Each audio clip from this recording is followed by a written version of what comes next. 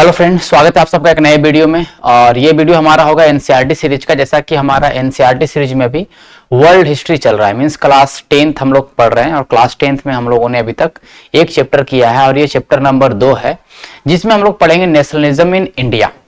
तो chapter start करने से पहले मैं आपको बता दूं कि हमारा एनसीईआरटी सीरीज में अभी हिस्ट्री में हम लोग क्लास 10 पहुंच चुके हैं। इसके बाद हम लोग क्लास 11th में बहुत कम पढ़ना है ना। क्लास 11th हमारे एग्जाम के लिए उतना ज्यादा महत्वपूर्ण नहीं है, मतलब कुछ चीजें तो उनको हम स्किप करेंगे। और उसके बाद क्लास 12th बहुत ज्यादा जरूरी है। क्लास 12th को हम लोग बहुत अच्छे तरीके से पढ़ेंगे, क्योंकि बहुत सारे एग्जाम जैसे कि यूपीएससी हो गया, उसमें सीएपीएफ हो गया, सीडीएस हो गया, वहां से क्लास 12 से डायरेक्टली सवाल आते हैं, बहुत ज्यादा सवाल आते हैं। तो उसको हम लोग थोड़ा सा अच्छे तरीके से कवर करेंगे। तो एनसीईआरटी सीरीज में जैसे ही हमारा हिस्ट्री खत्म होगा वैसे तुरंत हम लोग साइंस की ओर चलेंगे, क्योंकि साइंस बहुत सारे एग्जाम जैसे कि जो अभी एग्जाम अपकमिंग एग्जाम है उनके लिए बहुत ज्यादा महत्वपूर्ण हो जाता है ना। जो भी एग्जाम इधर में होंगे लेटेस्ट में, उन एग्जामों के लिए बहुत ज्यादा महत्वपूर्ण हो जाता है। तो हम पहले साइंस को खत्म करेंगे, क्योंकि पॉलिटी की अगर आप बात करेंगे तो लक्ष्मीकांत से ज्यादा बाहर सवाल नहीं आते हैं ना। लक्ष्मीकांत में अगर आप देख ले पॉलिटी में, तो इससे ज्यादा एमसीक्यू वाले जो सवाल होते हैं इससे ज्यादा नहीं होता है। शायद ही कुछ चीजें होती हैं जो कि एनसीईआरटी से पढ़ना चाहिए, हालांकि एनसीईआरटी समझने के लिए हमें पढ़ना चाहिए। तो इसलिए हम लोग पॉलिटी को लेट से स्टार्ट करेंगे, उससे पहले हम लोग साइंस को कवर करेंगे। साइंस जरूरी हो जाता है, क्योंकि साइंस बहुत सारे एग्जाम में एनसीईआरटी से डायरेक्टली साइंस से सवाल आ रहे हैं, तो उसको कवर करना जरूरी होता है। तो हम हिस्ट्री में आज पढ़ने वाले हैं भारत में राष्ट्रवाद, है ना, नेशनलिज्म इन इंडिया।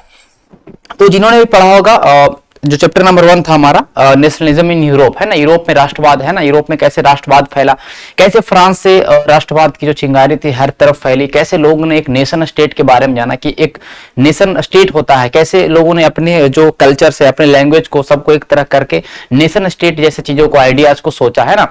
बहुत सारे थिंकर्स में हम लोग क्लास 9th में देखा है ना। क्लास 9 में जब फ्रेंच रेवोल्यूशन हम लोगों ने पढ़ा, तो वहां पे हम लोगों ने बहुत सारे थिंकर्स के बारे में समझा, जिन्होंने कहीं ना कहीं किस तरह से रोमांटिसिज्म को बढ़ावा दिया। और पूर्ण रूप से आप ये समझ लीजिए कि जो लोग सोचते आ रहे थे कि जो राजा है वही मतलब कहने का मतलब कि उसी के पास पूरा ऑथोरिटी है, उसी के पास पूरा पावर है, जो एरिस्टोक्रेट्स है, मींस कि जो निरंकुश शासक रह रहे थे उस समय का।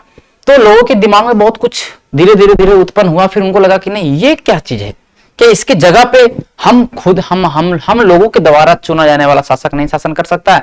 हम लोग जिनको चुनेंगे प्रतिनिधि के रूप में वो नहीं बन सकता। तो धीरे धीरे देख सकते हैं कि मोनार्की जो सिस्टम था उसमें धीरे धीरे आप देखिए कॉन्स्टिट्यूशनल मोनार्की का आया, मतलब कहने का संविधान होगा हमारा, उसके अकॉर्डिंग राजा काम करेगा। फिर धीरे धीरे उसको भी लोगों ने पसंद नहीं किया, तो फिर रिपब्लिक हुआ, है ना। तो तरह तरह की चीजें आप देख सकते हैं कि आप लोगों ने क्लास 9 में पढ़ा था और क्लास 10 में भी आप लोगों ने चैप्टर 1 में पढ़ा, बेसिकली आप यूरोप वाले क्षेत्र में, है ना। अब हम आज हम लोग पढ़ने वाले नेशनलिज्म इन इंडिया। और इसमें जनरली हम लोग क्या पढ़ने वाले हैं मैं आपको बता दूं कि इसमें हम लोग पढ़ने वाले हैं 1914 के बाद, मींस कि वर्ल्ड वार जब चालू हुआ 1914 से 18, वर्ल्ड वार के बाद जो भी एक्टिविटीज हुई, जो भी नेशनलिज्म को लेके, जैसे गांधी जी का आगमन होना, है ना, जितने भी मूवमेंट हुए उन मूवमेंट्स के बारे में समझेंगे, क्या जरूरी था मूवमेंट, क्या उनके पीछे कारण था, उन सभी चीजों को हम लोग अच्छे तरीके से कवर करेंगे। ठीक है, ऑलरेडी हम लोगों ने क्लास 8 में पढ़ा था। जो भी यहाँ पे आप देखेंगे जितने भी मूवमेंट्स देखेंगे हम लोगों ने क्लास 8 में पढ़ा था। क्लास 8 में मैंने बहुत अच्छे तरीके से आपको बताया था सब कुछ। तो यहाँ पे हम लोग क्या करने वाले हैं कि उन्हीं मूवमेंट को थोड़ा सा समझेंगे, उनके आइडियाज को समझेंगे, उनके कॉजेज को समझेंगे, है ना, क्यों फेल हुए सब कुछ समझेंगे। लेकिन क्लास 8 में हम लोगों ने बस बेसिकली समझा कि मूवमेंट हुआ, इतना डेट को हुआ, ये हुआ, बस वो समझे थे। लेकिन यहाँ पे थोड़ा सा चीजों को डिटेल में समझेंगे, ओके। और साथ में हम लोग नोट्स बनाते हुए चलेंगे। जैसा कि मैंने आपको बोला है कि नोट्स मेकिंग ये बहुत जरूरी होता है, केवल एनसीईआरटी पढ़ लेने से नहीं होता है। एनसीईआरटी में बहुत सारे बुक्स है ना, और उतने सारे बुक्स को याद करना भी बहुत पॉसिबल नहीं है। तो हम अगर नोट्स बनाएंगे, शॉर्ट नोट्स बनाएंगे, तो वो हमें एग्जाम के समय में बहुत ज्यादा हेल्प करेगा। और कैसे करना है, जैसे मैं आपको क्लास लेते रहता हूं तो मैं आपको बताता हूं किस चीज को नोट डाउन करना है। जैसे कि आप भारत में राष्ट्रवाद पढ़ेंगे तो क्लास 8 में अगर आप लोगों ने पढ़ा होगा तो वहां से आपका ऑलरेडी नोट्स बन गया होगा। तो यहाँ पे हमें बहुत कुछ हार्डली 2 पेज, 1 पेज में पूरा चैप्टर बन जाएगा, ओके। उसी तरह से जब हम लोग साइंस करेंगे तो उसमें भी हम लोग उसी तरह चीजों को कवर करने वाले हैं। तो नोट्स मेकिंग सबसे मेन फीचर है हमारे इस वीडियो का, इस लेक्चर का, कि आपको नोट्स मेकिंग समझ में आना चाहिए कि क्या हमें रखना है ना, क्या हमें रखना, क्या हमें समझना, इन चीजों को समझना, आप इस बात को ध्यान रखिएगा। ठीक है, चलिए चालू करते हैं हम लोग इस चैप्टर को। तो भारत में राष्ट्रवाद जिस चैप्टर नंबर जो चैप्टर नंबर 2 है, इसमें हम लोग का फर्स्ट पेज अगर आप पढ़ेंगे ना, फर्स्ट पेज, तो फर्स्ट पेज में जनरली कुछ नहीं है। फर्स्ट पेज में बताया गया है कि कैसे यूरोप में कैसे चीजें राष्ट्रवाद बढ़ा है ना, उसके बाद कैसे कैसे हमारे जो उनके कॉलोनी थे उनमें उनमें भी कैसे कैसे राष्ट्रवाद बढ़ा, उनके बारे में ही जनरली हमें फर्स्ट पेज में पढ़ना है, ज्यादा नहीं पढ़ना है। फिर उसके बाद लिखा गया है कि हम इसमें 1918-19 के बाद की जो चीजें हुई उनके बारे में हमें पढ़ना है। Nationalism means love for nation, जैसे कि है ना, एक प्रेमी को प्रेमिका के लिए जो लव होता है ना, उसी तरह का भावना देश के लिए उसके नागरिकों के प्रति, मतलब देश के लिए नागरिकों को अपने देश के प्रति जो प्यार है, जो भावना है, वो ही कहलाता है देशभक्ति, उसी को कहते हैं नेशनलिज्म। एकदम सिंपल शब्दों में है ना, नेशनलिज्म वही हुआ कि ये जो भारत है किसके लिए? For the citizens of India. जो भारत में लोग रह रहे हैं उनके लिए, उनके इस भारत के जो रिसोर्सेज है, इस भारत के जितने भी संसाधन है, इस भारत के सब कुछ किसका? भारत के रहने वाले नागरिक का, भारत के रहने वाले जनता का, जो यहाँ पे जन्म लिया, जो ओरिजिन्स है ना यहाँ के। तो जब अंग्रेज यहाँ पे रह रहे थे तब इससे भावना जागा कि अरे हमारे देश में रह के, हमारे भूमि को रह के हमसे ये सब कुछ किया जा रहा है, तभी यहां से नेशनलिज्म का भावना जागना, और फिर ब्रिटिश के प्रति जो बहुत सारे जो रिवोल्ट्स होने हैं ना, अलग अलग क्रांतिकारी कहने गतिविधियां होना, इसी का राष्ट्रवाद का ही कहीं ना कहीं उपज है। तो इसी चीज को हम लोग समझेंगे इस चैप्टर में। ओके, तो फर्स्ट पेज हमें कोई काम का नहीं है। सेकंड पेज में है पहला विश्व युद्ध, खिलाफत और असहयोग। अब देखिए, पहला विश्व युद्ध आप लोगों ने पढ़ा है ना, हम लोगों ने पढ़ा पहला विश्व युद्ध, उसमें हम लोगों ने पढ़ा कि सेंट्रल पावर और एक्सिस पावर है ना, धुरी राष्ट्र और आपका जो मित्र राष्ट्र है ना, एलाइड पावर और सेंट्रल पावर, ठीक है, सेंट्रल एक्सिस किसी को बोलते हैं, सॉरी। ओके, तो आप एलाइड पावर और सेंट्रल पावर के बीच में आप लोगों ने देखा कि किस तरह से युद्ध हुआ, कैसे एक पर एक देश धीरे धीरे इसमें एंट्री करते गए, जैसे कि अमेरिका बाद में एंट्री करता है। तो हम जनरली इसमें यही पढ़ने वाले हैं कि जो वर्ल्ड वार फर्स्ट जैसे कि एलाइड पावर में रसिया है, ब्रिटेन है, अमेरिका है, जापान है ना। वर्ल्ड वार फर्स्ट में कौन कौन है? एक तरफ जिस तरफ आपका धुरी राष्ट्र है उधर के कौन कौन है देख सकते हैं आप, रूस, ब्रिटेन, अमेरिका और जापान। रूस, ब्रिटेन, अमेरिका, जापान, ये आपका धुरी राष्ट्र बोला गया है ना, सॉरी मित्र राष्ट्र बोला गया। ओके, हिंदी में थोड़ा सा कंफ्यूजन हो जाता है, मैं हिंदी लिख ही देता हूं, ठीक है। इसको हम लोगों ने मित्र राष्ट्र बोला, ओके, और इसको हम लोगों ने सेंट्रल पावर को हम लोगों ने धुरी राष्ट्र बोला, धुरी राष्ट्र है ना, या केंद्रीय शक्ति।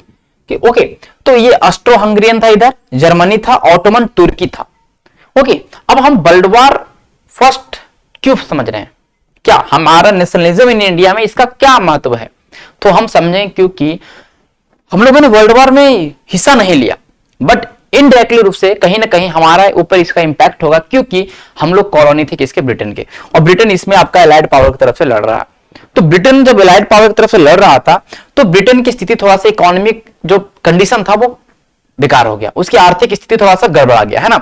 कैसे कैसे कि क्योंकि युद्ध में बहुत ज्यादा खर्चा होगा है ना, खर्चा होगा, युद्ध में बहुत खर्चा होगा, और इसके ऊपर बहुत सारे पैसे का लोड आ गया, लोन अमेरिका ने दिया। जैसे कि आप लोगों ने देखा था कि 1914 से 18 तक जब फर्स्ट वर्ल्ड वॉर चला था, जर्मनी हार गया था, तो जर्मनी जो वर्साई की संधि के द्वारा जर्मनी की स्थिति इतना खराब हो चुका था, तो हेल्प कौन किया था? अमेरिका किया था। आप लोगों ने पढ़ा हो कि अमेरिका ने जर्मनी को हेल्प किया था, एकदम दुश्मन होने के बावजूद अमेरिका ने हेल्प किया जर्मनी को, पैसा दिया, देते गया, लोन देते गया। क्यों? क्योंकि अमेरिका कुछ हो जाए, युद्ध कितना भी हो, अमेरिका को फायदा चाहिए, अमेरिका को पूर्ण तरीके से उनको फायदा चाहिए। अब युद्ध होगा तो उसका क्या है, उसके बाद जितने भी आपके आर्म्स हैं है ना, जितने भी हथियार है वो बिकता है उसका, तो वो चाहता है कि युद्ध होते रहे। तो अमेरिका का वही कंडीशन है, वो हमेशा उस तरह का स्थिति रहा, अमेरिका ने हमेशा वही चाहा कि हमें फायदा हो, तो इस तरह से हेल्प किया। और ब्रिटेन को भी इसने हेल्प किया, हालांकि ब्रिटेन तो इसका मतलब अलाइड पावर की तरफ ही लड़ रहा था, तो ब्रिटेन को अमेरिका ने हेल्प किया। इसके वजह से अमेरिका की जो ब्रिटेन का स्थिति थोड़ा सा खराब हो गया, क्योंकि उसका पैसा नहीं था। अब युद्ध में खर्चा हो जाना, पैसा ऊपर से लोन चलना, ये सारे इकोनॉमिक जो आप समझते प्रेशर ब्रिटेन के ऊपर, इसके वजह से हमारे देश के ऊपर भी क्या प्रेशर है, क्योंकि हम इसका कॉलोनी है, इसको पैसा चाहिए। अभी पैसा कहां से लेगा? ये हमारे तरफ से लेगा। पैसा कहां से लेगा? इंडिया से लेगा। इंडिया से अलग अलग तरीकों से पैसा लेगा, कैसे कैसे लेगा, इस बात को हम लोग समझेंगे। पहला बात, इसने डिफेंस एक्सपेंडिचर को, देखिए हर साल डिफेंस के ऊपर खर्चा करता था, रक्षा के ऊपर खर्चा किया जाता था ब्रिटेन के द्वारा, कि हम डिफेंस पे इतना रुपया खर्चा करें, बजट जैसे बजट की तरह है ना, जैसे बजट हम लोग डिफेंस के ऊपर सबसे ज्यादा खर्चा करते हैं, इस तरह से चलता है ना। तो डिफेंस के ऊपर जो खर्चा था, डिफेंस एक्सपेंडिचर, रक्षा जो खर्चे थे उसको बढ़ा दिया, रक्षा खर्चे को बढ़ा दिया, है ना। कस्टम ड्यूटी बढ़ा दिया, अब कस्टम ड्यूटी बढ़ाया तो वहां से पैसा आएगा, है ना। First time, very first time income tax introduce, पहली बार इनकम टैक्स लिया जाने लगा लोगों से। पहले, इसके पहले इनकम टैक्स नहीं था। इसके पहले जो भी चीजें था, जितना भी आप उपज कर रहे हैं उसका एक भाग था, एक परसेंटेज था जो आपको देना पड़ता था एज ए रेवेन्यू के रूप में। बट इनकम टैक्स ऐसा कोई सिस्टम नहीं था, है ना। इनकम टैक्स ऐसा कोई सिस्टम नहीं था कि आपका जो रेगुलर इनकम है उसके ऊपर टैक्स लगेगा, ऐसा कोई सिस्टम नहीं था। उसने इनकम टैक्स को बढ़ा दिया, क्योंकि पैसा हमको आना चाहिए, बस पैसे का कैसे पूर्ति होना चाहिए, हमारी इकोनॉमिक कंडीशन सुधरनी चाहिए। किसका? ब्रिटेन का। ओके, प्राइस ऑफ गुड्स, उसी समय क्या हुआ कि जो खाद्यान्न थे, जितने भी खाने वाली चीजें, सामान, वस्तुओं का दाम बहुत ज्यादा बढ़ चुका था वर्ल्ड वार में, है ना। बहुत ज्यादा, क्योंकि बहुत जगह आप देख सकते हैं कि सुखाड़ हो जाना, है ना, प्लेग फैल जाना, मतलब अलग अलग जो भी महामारी, बीमारी इससे फैल जाने से फसल भी खराब हुआ, बहुत कुछ हुआ। तो मतलब इंडिया का भी स्थिति धीरे धीरे यहाँ पे खराब हो चुका है। देखिए, शॉर्टेज ऑफ फूड ग्रेन, है ना, एपिडेमिक्स हो गया। तो ये सारे बीमारी, महामारी, खाना की कमी, ये इतना वर्ल्ड वार का ये कंडीशन, वर्ल्ड वार के बाद लोगों को लगा कि स्थिति सुधरेगा, लेकिन नेचुरल कैलेमिटीज भी साथ नहीं दिया भारत का, है ना। यहां पे वही चीज लिखा हुआ। अब ये तो हम लोगों ने कर लिया। इसके अलावा क्या था कि जब युद्ध हो रहा था तो ब्रिटेन मतलब ब्रिटिश क्या करते थे कि कोई भी गांव में गए, वहां की युवाओं को उठा लिया और उनको जबरन फोर्स रिक्रूट कर देते थे आर्मी में कि तुम ब्रिटिश सैनिक बन गए हो और तुमको वर्ल्ड वार में हमारे तरफ से लड़ना है। जापान भेज दिया, है ना, अलग अलग देशों में भेज दिया। अब वहां से लौट के भी नहीं आ पा रहे। और वर्ल्ड वार इतना भीषण था कि इतने लोग उसमें से डेथ हुई कि लोग वहां से बच के भी नहीं आ पा रहे। तो फोर्स रिक्रूटमेंट होना, तो लोगों के बीच में गुस्सा, है ना, लोगों के बीच में गुस्सा, क्या जबरदस्ती कर रहा है ना, जबरदस्ती कर रहा है, इनकम टैक्स लगा रहा है, कस्टम ड्यूटी बढ़ा रहा है, तो सबको परेशानी होना। तो वर्ल्ड वार का ये इंपैक्ट जिसको हमें समझना जरूरी है। तभी तो धीरे धीरे अब देखेंगे ना कि हमारे अंदर नेशनलिज्म की भावना और ज्यादा क्यों होगी, हम लोग अलग अलग आंदोलन क्यों चलाएंगे, असहयोग आंदोलन क्यों होगा, फिर उसके बाद हम देखते हैं कि विज्ञान आंदोलन क्यों होगा, इसी सब चीजों के कारण, इन्हीं चीजों से, है ना। इस बात को समझिएगा। जैसे 1857 की हम लोगों ने क्रांति देखा था, क्यों हुआ था? जो जितने पॉलिसी थे अंग्रेजों का, जितना बहुत सारा पॉलिसी था, उनके वजह से ही तो हुआ 1857 क्रांति, जैसे हम लोगों ने कवर किया था। तो यहां पे लिखा गया, विश्व युद्ध ने एक नई आर्थिक राजनीतिक स्थिति पैदा कर दी। इसके कारण रक्षा व्यय में भारी इजाफा हुआ। पहला बात, रक्षा व्यय वही डिफेंस एक्सपेंडिचर, है ना। खर्चे की भरपाई करने के लिए युद्ध के नाम पे कर्जे लिए गए और करों में वृद्धि कर दी गई, टैक्स बढ़ा दिया, सीमा शुल्क, कस्टम ड्यूटी बढ़ा दिया, आयकर शुरू किया गया, मतलब पहले बार इनकम टैक्स हटाया, है। अब देखिए 1913 से 18 के बीच कीमतें दुगनी हो चुकी थी। वर्ल्ड वार जब चल रहा था तो हर एक सामान का दाम दुगना हो चुका है, क्योंकि प्रोडक्शन नहीं हो रहा ना, युद्ध में सब भिड़े हैं, सब युद्ध में भिड़े हैं, तो प्रोडक्शन नहीं हो रहा। जो ब्रिटिश कंपनियां हैं, जो ब्रिटिश जो भी इंडस्ट्रीज है, वो तो चल ही नहीं रहा, तो वो नहीं चला, तो वहां प्रोडक्शन कम आ रहा है, केवल इंडिया में प्रोडक्शन हो रहा है, तो सब वस्तुओं का दाम भी बढ़ रहा है ना। इस बात को समझेंगे, जिसके कारण आम लोगों की मुश्किलें बढ़ गई थी। गांव में सिपाहियों को जबरन भर्ती, वही मैंने बोला फोर्स रिक्रूटमेंट, जिसके कारण ग्रामीण इलाकों में व्यापक गुस्सा था। 1918-1920 मतलब 2 साल में देश में बहुत सारे हिस्सों में फसल भी खराब हो गई। अब देखिए, फसल भी खराब मतलब नेचुरल, आप देख सकते हैं, जिसके कारण खाद्य पदार्थों का भारी अभाव पैदा हो गया। उसमें फ्लू की महामारी भी फैल गई। एक फ्लू है एपिडेमिक, उसका एपिडेमिक। अच्छा, अब महामारी, आप ध्यान रखिएगा, 2 चीजें। अब मैं थोड़ा साइंस के ऊपर चल जा रहा हूं, कोई बात नहीं, लेकिन समझना है ना। एपिडेमिक एक होता है, इंडेमिक एक होता है पैंडेमिक। पैंडेमिक सबको पता है ना, कोरोना।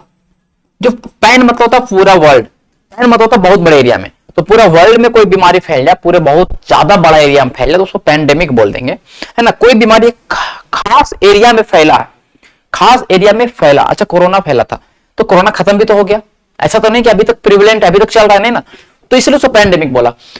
उसी तरह से जो एपिडेमिक है वो भी किसी खास एरिया में फैलेगा, जैसे कि 1920, जैसे दिखाया जा रहा है कि 1920 में बहुत सारे हिस्सों में, सॉरी यहाँ पे 19 मतलब कहीं कहीं पे आपका महामारी फैला, तो ये हो गया एपिडेमिक। मतलब एक खास हिस्से में बीमारी का फैलना, बीमारी को फैल जाना, वो कहलाएगा एपिडेमिक, ईपी। लेकिन इंडेमिक थोड़ा सा अलग है, ये भी खास हिस्सों में फैलेगा, लेकिन ये बहुत समय तक रहेगा, कंटिन्यू बहुत समय तक वो बीमारी उस क्षेत्र में है, उसको बोलते हैं हम लोग इंडेमिक। तो ध्यान को रखिएगा, थोड़ा सा मैंने आपको साइंस भी पढ़ा दिया, ठीक है।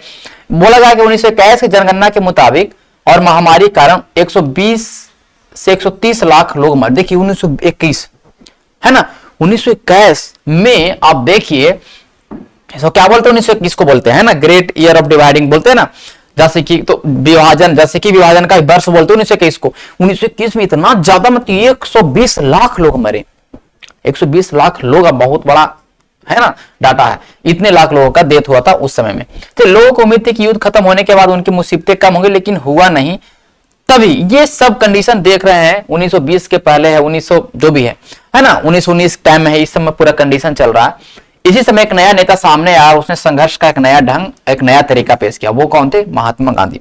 महात्मा गांधी का आगमन 9 जनवरी 1915, प्रवासी भारतीय दिवस हम लोग मनाते हैं, इस बात को ध्यान रखिएगा। तो महात्मा गांधी जब भारत आते हैं, ऑलरेडी महात्मा गांधी जो है रेसिज्म के खिलाफ, है ना, जो काले और गोरे का जो अफ्रीका में चल रहा था उसके खिलाफ ऑलरेडी उन्होंने वहां पे सत्याग्रह करके वहां पे इंडिया में आए। तो सत्याग्रह एक अलग बीफन, एक अलग हथियार की तरफ इस्तेमाल कर रहे थे, सत्याग्रह हिंसा, है ना। क्या थ्योरी था उसको समझेंगे हम लोग जनरली, है ना। सत्याग्रह में सही तरीके से हम लोग चीजों को आग्रह करेंगे, कोई भी चीज को मनवाने के लिए हम बहुत हिंसा का इस्तेमाल नहीं करेंगे, है ना।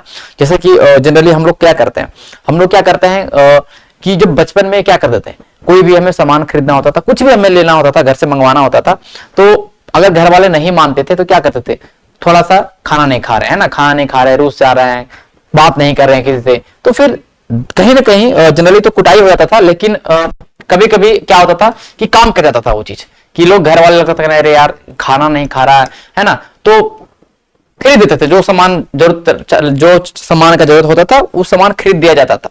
तो वो लड़के धीरे धीरे क्या करते हैं, उस चीज का इस्तेमाल करना कि अरे इस बार हम रूसे तो हम और सामान खरीदा गया, तो हम अगला बार भी रुस जाएंगे, अगला बार रुस जाएंगे, ऐसे करते करते अपनी बातों को मनवाने का सिलसिला जारी रहता था। तो उसी तरह से सत्याग्रह एग्जैक्टली वही कॉपी है ना। लड़ाई बड़ाई नहीं करेंगे, मारपीट नहीं करेंगे, हम आग्रह करेंगे, हम हड़ताल करेंगे, हम भूख हड़ताल करेंगे, हम स्ट्राइक करेंगे, हम नॉन कोऑपरेट करेंगे, तो हमें हमारी बातों को कहीं ना कहीं सरकार को मानना पड़ेगा। तो वही सिस्टम इस बात को समझेगा, सत्याग्रह का विचार हम इसको समझेंगे, ठीक है। चलिए देखिए, तो सत्याग्रह का विचार, तो इससे पहले गांधी के बारे में बताया कि ऑलरेडी इन्होंने अफ्रीका में इस चीज का इस्तेमाल ऑलरेडी कर चुके थे, है ना। ऑलरेडी करके इन्होंने अपना लोहा भी मनवा लिया था, मींस कि उन्होंने सक्सेस पाई थी। और जो भारत में आए उन्होंने, तो सबसे पहली बार जब भारत में जब इन्होंने आया तो 1917 में चंपारण सत्याग्रह हुआ ना। 1917 में चंपारण सत्याग्रह हुआ। चंपारण में जो किसान थे, उनको जो नील खेती करने वाले जो प्लांटर्स थे, है ना, प्लांटर, उन्होंने वहां के किसानों को 3 कठिया प्रथा के माध्यम से 20 का, आपके पास 1 बीघा जमीन है तो 3 कट्ठा पे आपको नील की खेती करना ही पड़ेगा, है ना। फिर बाद में नील को सस्ता में खरीदते थे, तो वहां की बहुत स्थिति खराब था। तो फिर राजकुमार शुक्ल थे, है ना, वो गांधी जी से मिले, फिर वहां पे गांधी जी 1917 में चंपारण पे आए, सत्याग्रह किए, है ना। मींस उसी तरह से मतलब कहने का मतलब कि नॉन वायलेंस का इस्तेमाल करके फिर मनवाया, है ना, मनवाया। वहां के लोग, मतलब वहां के जो प्रशासन था उनको मनवाया, उन चीजों को ध्यान में आया कि यहाँ पे किसानों की स्थिति खराब है, तो सक्सेस, ये हम लोग ऑलरेडी चर्चा कर चुके हैं। तो हम लोग क्या समझना, चंपारण सत्याग्रह, खेड़ा सत्याग्रह हुआ, अहमदाबाद में जो मिल वर्कर जो चाह रहे थे कि हमारा बोनस बढ़ जाए, प्लेग बोनस हो जाए, हाँ हमारा सैलरी इंक्रीज हो जाए, है ना, तो अहमदाबाद वाला मिल वाला भी जो स्ट्राइक था ये भी उनका सक्सेस हो गया, खेड़ा वाला भी सक्सेस हो गया उनका। तो इतना चीज तो सही, इतना चीज जो ऑलरेडी सक्सेस पा रहे हैं, अलग अलग आंदोलन चला रहे हैं, जो नॉन वायलेंस आंदोलन है, हिंसा का इस्तेमाल नहीं कर रहे हैं गांधी जी, और गांधी जी को सक्सेस पे सक्सेस मिल रहा है ना। तो गांधी जी के सामने एक आता है, वो है रॉलेट एक्ट। ये ध्यान रखिएगा, रॉलेट एक्ट के बाद में हम लोग समझेंगे रॉलेट एक्ट क्या था। 1919 में रॉलेट एक्ट आया, है ना, और सिडनी रॉलेट थे, उनके द्वारा ये एक्ट को लाया गया जनरली। और रॉलेट एक्ट क्या था कि अगर आप कोई भी क्रांतिकारी गतिविधि करेंगे जो राष्ट्रवाद के जैसा लगे, उनको लगे कि नहीं कोई भी भारत का कोई भी जो क्रांतिकारी है वो हमारे खिलाफ कुछ गतिविधि कर रहा है, उसको शक हो जाना चाहिए, अंग्रेज को ओनली शक, वो आपको 2 साल के लिए जेल में डाल देगा। और कोई ट्रायल नहीं, आपको कोई वकील नहीं रख सकते, नो अपील, नो वकील, नो दलील। ये सिस्टम था, बहुत ही गंदा कानून, किसी को उठा के पकड़ रहा, किसी को उठा के पकड़ रहा, रॉलेट एक्ट, है ना। तो ये तो गलत चीज है ना, ये तो गलत चीज है, बहुत गंदा एक्ट है। तो गांधी जी ने 1919 में ये जो रॉलेट एक्ट आया उसके खिलाफ उन्होंने सोचा कि हम पूरे राष्ट्रव्यापी, पूरे हम नेशन पे, पूरे भारत में हम ऐसा आंदोलन छेड़ेंगे, इसके खिलाफ ही गंदा आंदोलन, मतलब ये गंदा जो एक्ट आया है, इसको काला कानून भी लोगों ने बोला है ना, काला कानून भी बोला इन्होंने, ठीक ध्यान रखिए, काला कानून भी बोला, ओके ध्यान रखिएगा, क्लियर। तो देखिए भारतीय सदस्यों के भारी विरोध के बावजूद इस कानून को इंपीरियल लेजिस्लेटिव काउंसिल ने बहुत जल्दीबाजी में पास, देखें जो संसद है ब्रिटेन का, उसको इस कानून को पास भी कर दिया था, जो कि जब पहले प्रपोजल हुआ कि हम ऐसा कानून लाने वाले हैं तो लोगों ने विरोध किया, फिर भी पास हुआ है ना। बात को देखिए समझिएगा। तो 2 साल तक बिना मुकदमा चलाए तो वो हो गया। तो 6 अप्रैल 1919 को इन्होंने क्या किया, हड़ताल किया पूरे भारत में, है ना। 6 अप्रैल को इन्होंने हड़ताल किया, विभिन्न शहरों में जुलूस निकला, रैली निकला, है ना। जितने भी जो आपके काम करने वाले थे कामगार, वो भी हड़ताल पे चले गए। मतलब जनरली आपका जो आप समझ सकते हैं एकदम बहुत बड़े लेवल पे हड़ताल इंडिया में हुआ, तो वो रॉलेट सत्याग्रह के टाइम में हुआ, है ना, रॉलेट सत्याग्रह के टाइम में हुआ। ओके, तो अब देखिएगा डेट है 6 अप्रैल को हड़ताल हुआ, 10 अप्रैल को गलत का 10 अप्रैल को क्या हो गया कि जो हड़ताल कर रहे थे बहुत शांतिपूर्वक, जो लोग जुलूस में जा रहे थे, उसके ऊपर गोली चला दिया गया अंग्रेजों के द्वारा, है ना। तो अंग्रेजों के द्वारा गोली चला दिया गया और पूरे हर जगह मार्शल लॉ लगा दिया गया, हर जगह मार्शल लॉ लगा दिया गया, है ना। मार्शल लॉ लगाने वाला था जनरल डायर, ध्यान रखिएगा जनरल डायर था। ओके, अभी डायर, माइकल ओ डायर और जनरल डायर, है ना, आर डायर, उसके बीच में कंफ्यूजन होता है, तो वो कंफ्यूजन नहीं होना चाहिए, ठीक है। उस बीच में कंफ्यूजन नहीं होता। मैं आपको बता दूं कि पंजाब का जो गवर्नर था, है ना, लेफ्टिनेंट गवर्नर शायद, ध्यान रखिएगा, वो था माइकल ओ डायर, है ना, माइकल ओ डायर, है ना, ये ध्यान रखिएगा, ओ डायर, है ना। और जो आर डायर था, रेजिनाल्ड डायर, वो आप समझ लीजिए कि पुलिस का, आप सिंपल समझ लीजिए कि पुलिस का हेड हो गया, है ना।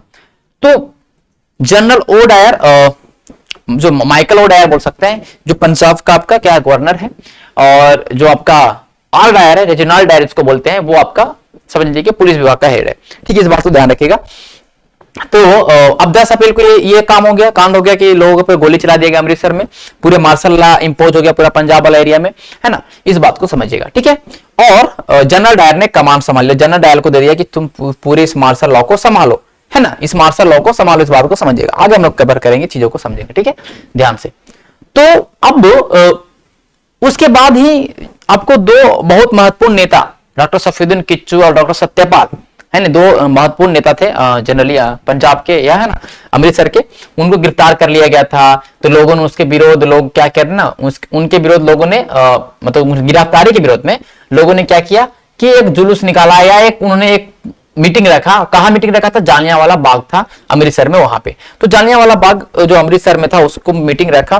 फिर ऑलरेडी मार्शल लॉ लगा हुआ, बैसाखी का दिन था 13 अप्रैल 1919, डेट याद रखेगा। तो किसी के द्वारा इंफॉर्मेशन दे दिया गया कि यहाँ पे जुलूस निकल रहा है ना, जुलूस निकल रहा है, कोई हंसराज करके था, उन्होंने इस इंफॉर्मेशन दे दिया कि यहाँ पे जुलूस निकल रहा है। तो फिर ठीक है, तो फिर जो आर डायर था, क्योंकि कमांड उसके पास है, आर डायर के पास, तो आर डायर ने पूरे भीड़ पे गोली चलवा दिया। तो बहुत सारे लोगों का डेथ हुआ था। एग्जिट था, जाने वाला बाग, जो आपका बाग था ना, जो गार्डन, उसका एक ही एग्जिट था, एक ही निकलने वाला था, एग्जिट एंट्री वही था, उसको बंद करवा दिया और अंधाधुंध गोली चला दिया। बहुत सारे लोग कुएं में कूद गए। तो बहुत ही निर्मम तरीके से वो हुआ, ठीक है। और फिर बाद में उसके ऊपर जो आपके जो माइकल ओ डायर हैं, उसने इस चीज को अच्छा बोला कि आर डायर ने अच्छा किया। तो अब बताइए, तो लोगों के बीच में गुस्सा तो होगा, लोगों के बीच में गुस्सा होगा कि नहीं होगा। एक तो इतना इनह्यूमन तरीके से मतलब गोली चलाया गया, और फिर उसको अप्रेजल भी किया जा रहा है, उसको अप्रेज भी किया जा रहा है कि नहीं सही किया, अच्छा चीज किया, है ना। तो कहीं ना कहीं ये गलत था। फिर उसके बाद ब्रिटिश संसद में भी कहीं ना कहीं इस चीज को वाहवाही हुआ। ओके, तो इस चीज से और इसके बाद देखिए, तो इसलिए जो रॉलेट सत्याग्रह था, उसको गांधी जी ने हिमालयन ब्लंडर बोला। क्या बोला? हिमालय भूल बोला। ये सवाल पूछा गया है, ओके, कि किस सत्याग्रह को या किस आंदोलन को गांधी जी ने हिमालयन भूल बोला। हिमालयन ब्लंडर में बहुत बड़ा मिस्टेक गांधी जी कहना था कि सत्याग्रह भी है ना, वो भी ट्रेंड करके लोगों को इस तरह के जुलूस है या इस तरह की चीजें करवाना चाहिए, ठीक है। बिना ट्रेंड लोगों को अगर सत्याग्रह ये सब वाला मतलब इस तरह का आंदोलन करवाएंगे तो प्रॉब्लम होगा। तो हिमालयन भूल बोला था गांधी जी ने, ये हमें ध्यान में रखना, बस किसको बोला है इतना ध्यान में रखना, ठीक है। कहानी सबको पता है, ओके। फिर एक crawling order Michael O'Dwyer ने पूरे अब देखिए क्या हुआ था, एक गली था है ना, गली में जनरली क्या था कि एक महिला जा रही थी, ब्रिटिश महिला जा रही थी है ना, तो क्या हुआ कि उस पे अटैक कर दिया गया। तो इससे गुस्सा के अंग्रेजों ने क्या किया कि उस गली में उस गली के लिए एक रूल ला दिया, क्रॉलिंग ऑर्डर लाने वाला माइकल ओ डायर। ध्यान रखिएगा माइकल ओ डायर उसमें भाई गवर्नर है तो वही लाएगा सब कुछ, ठीक है, गोली चलाने खाली आ डायर था। तो माइकल ओ डायर ने क्रॉलिंग ऑर्डर लाया कि बोले अगर इस गली से कोई भी भारतीय गुजरेगा तो उसको अपने पैर और हाथ पे रेंग के चलना पड़ेगा है ना। क्रॉलिंग ऑर्डर लाया, फिर नमस्कार कर मतलब कहने सैल्यूट मारना पड़ेगा। तो ये सिस्टम क्रॉलिंग ऑर्डर भी सवाल एग्जाम में पूछा गया है, ध्यान रखिएगा, ओके पूछा गया है, ठीक है। तो यहां पे आप बात को समझिएगा, ठीक है, क्लियर हो गया।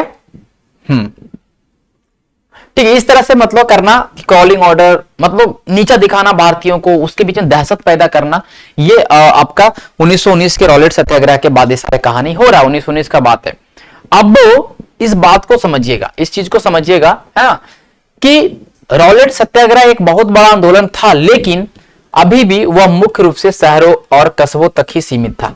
हाँ देखिए, जो रॉलेट सत्याग्रह था जनरली वो पंजाब वाला एरिया में ज्यादा चला, हर जगह नहीं चला। अब बिहार में तो नहीं चल रहा, बंगाल वाला एरिया में तो नहीं चल रहा रॉलेट सत्याग्रह, ठीक है, इस बात को समझिएगा, उतना ज्यादा नहीं चल रहा था। ओके, पूरे भारत में और भी ज्यादा जनाधार वाला आंदोलन, अब गांधी जी को लगा कि नहीं भाई इससे भी बड़ा आंदोलन चलाना पड़ेगा, तब यह काम होगा, ऐसे काम नहीं होगा, इससे बड़ा आंदोलन चलाना पड़ेगा, इस बात को समझिएगा। ओके, तो अब उनको ऐसा लगता था, गांधी जी को लगता था कि भाई ये हिंदू मुस्लिम को साथ करना पड़ेगा, तभी बड़ा आंदोलन कर सकते हैं। हिंदू मुस्लिम को साथ में नहीं करेंगे तो इतने बड़े आंदोलन के बारे में सोच भी नहीं सकते हैं, इतने बड़े आंदोलन के बारे में सोच भी नहीं सकते हैं। और गांधी जी जो सोचे उसी तरह का काम भी हुआ। क्या हुआ कि जो मैंने बताया ना कि ऑटोमन तुर्की जो सेंट्रल पावर की तरफ से लड़ रहा था, जो धुरी राष्ट्र की तरफ से लड़ रहा था, ऑटोमन तुर्की जर्मनी के साथ मिलकर, तो ऑटोमन तुर्की, अच्छा तुर्की के बारे में पता आपको, खलीफा वहां बैठता। खलीफा क्या था? आपका धार्मिक प्रधान है इस्लाम का, है ना, इस्लाम का जो धार्मिक रिलीजियस हेड है वो है आपका खलीफा। खलीफा बैठते हैं, तुर्की में बैठता था। लेकिन जब युद्ध हारा तो लोगों के बीच में रूमर्स फैला कि एक कोई संधि लाके थोप दिया जाएगा तुर्की के ऊपर और जो खलीफा को पद से हटा दिया जाएगा, ऐसा रूमर्स फैला। ऐसा हुआ क्योंकि ऑलरेडी वर्साई की संधि लाके जर्मनी का हालत खराब कर दिया गया था, है ना, जर्मनी का हालत खराब कर दिया गया था, है ना, जो आपका वर्साई की संधि आया था। तो आपको पता होना चाहिए, ठीक है, वर्साई की संधि से जर्मनी का बहुत स्थिति खराब था, जर्मनी का जो आर्मी था उसको डिस्बैंड कर दिया गया था, बहुत सारी चीजें थी, जर्मनी का बहुत सारा एरिया ले लिया गया था। ओके, तो जब इस तरह का जब पता चला तो जो भारत के मुस्लिम हैं, अब देखिए जो इस्लाम के जो मेन हेड है, रिलीजियस हेड है खलीफा, उसको गद्दी से हटाने के रूमर्स फैलेगा, तो जो भारत में जो मुसलमान थे उनके बीच में भी सारा चीज फैला, अरे यार ऐसा ये तो बहुत गलत हो जाएगा। तो उन्होंने ध्यान रखिएगा, इस बात को समझिएगा, अब यहां पे लिखा गया है ना, अरे मार्च 1919 में बंबई में खिलाफत समिति का गठन किया गया था। देखिए तो अप्रैल की बात है, लेकिन मार्च में ही खिलाफत आंदोलन का, खिलाफत कमेटी का गठन है। खिलाफत मतलब खलीफा के लिए हम लोग आंदोलन करने वाले हैं। शौकत अली है ना और मोहम्मद अली, दो आपका भाई मिलेंगे, है ना, दो भाई अली ब्रदर्स, मोहम्मद अली और शौकत अली, इधर ना, मोहम्मद अली एंड शौकत अली के द्वारा मार्च 1919 में खिलाफत कमेटी बॉम्बे में स्टैब्लिश किया गया था, है ना, इसका स्टैब्लिश किया गया था। ओके, ध्यान में रखिएगा। और ठीक है, और साथ ही साथ बहुत सारे जो युवा मुस्लिम थे इसमें शामिल थे। ओके, तो वो अब इसको समझिएगा, तो उनको भी लगा कि हम कहीं ना कहीं महात्मा गांधी के साथ चर्चा शुरू, अगर महात्मा गांधी के साथ जाकर बात करेंगे तो इस तरह का आंदोलन वो किए हैं तो हो सकता है कुछ फायदा मिले।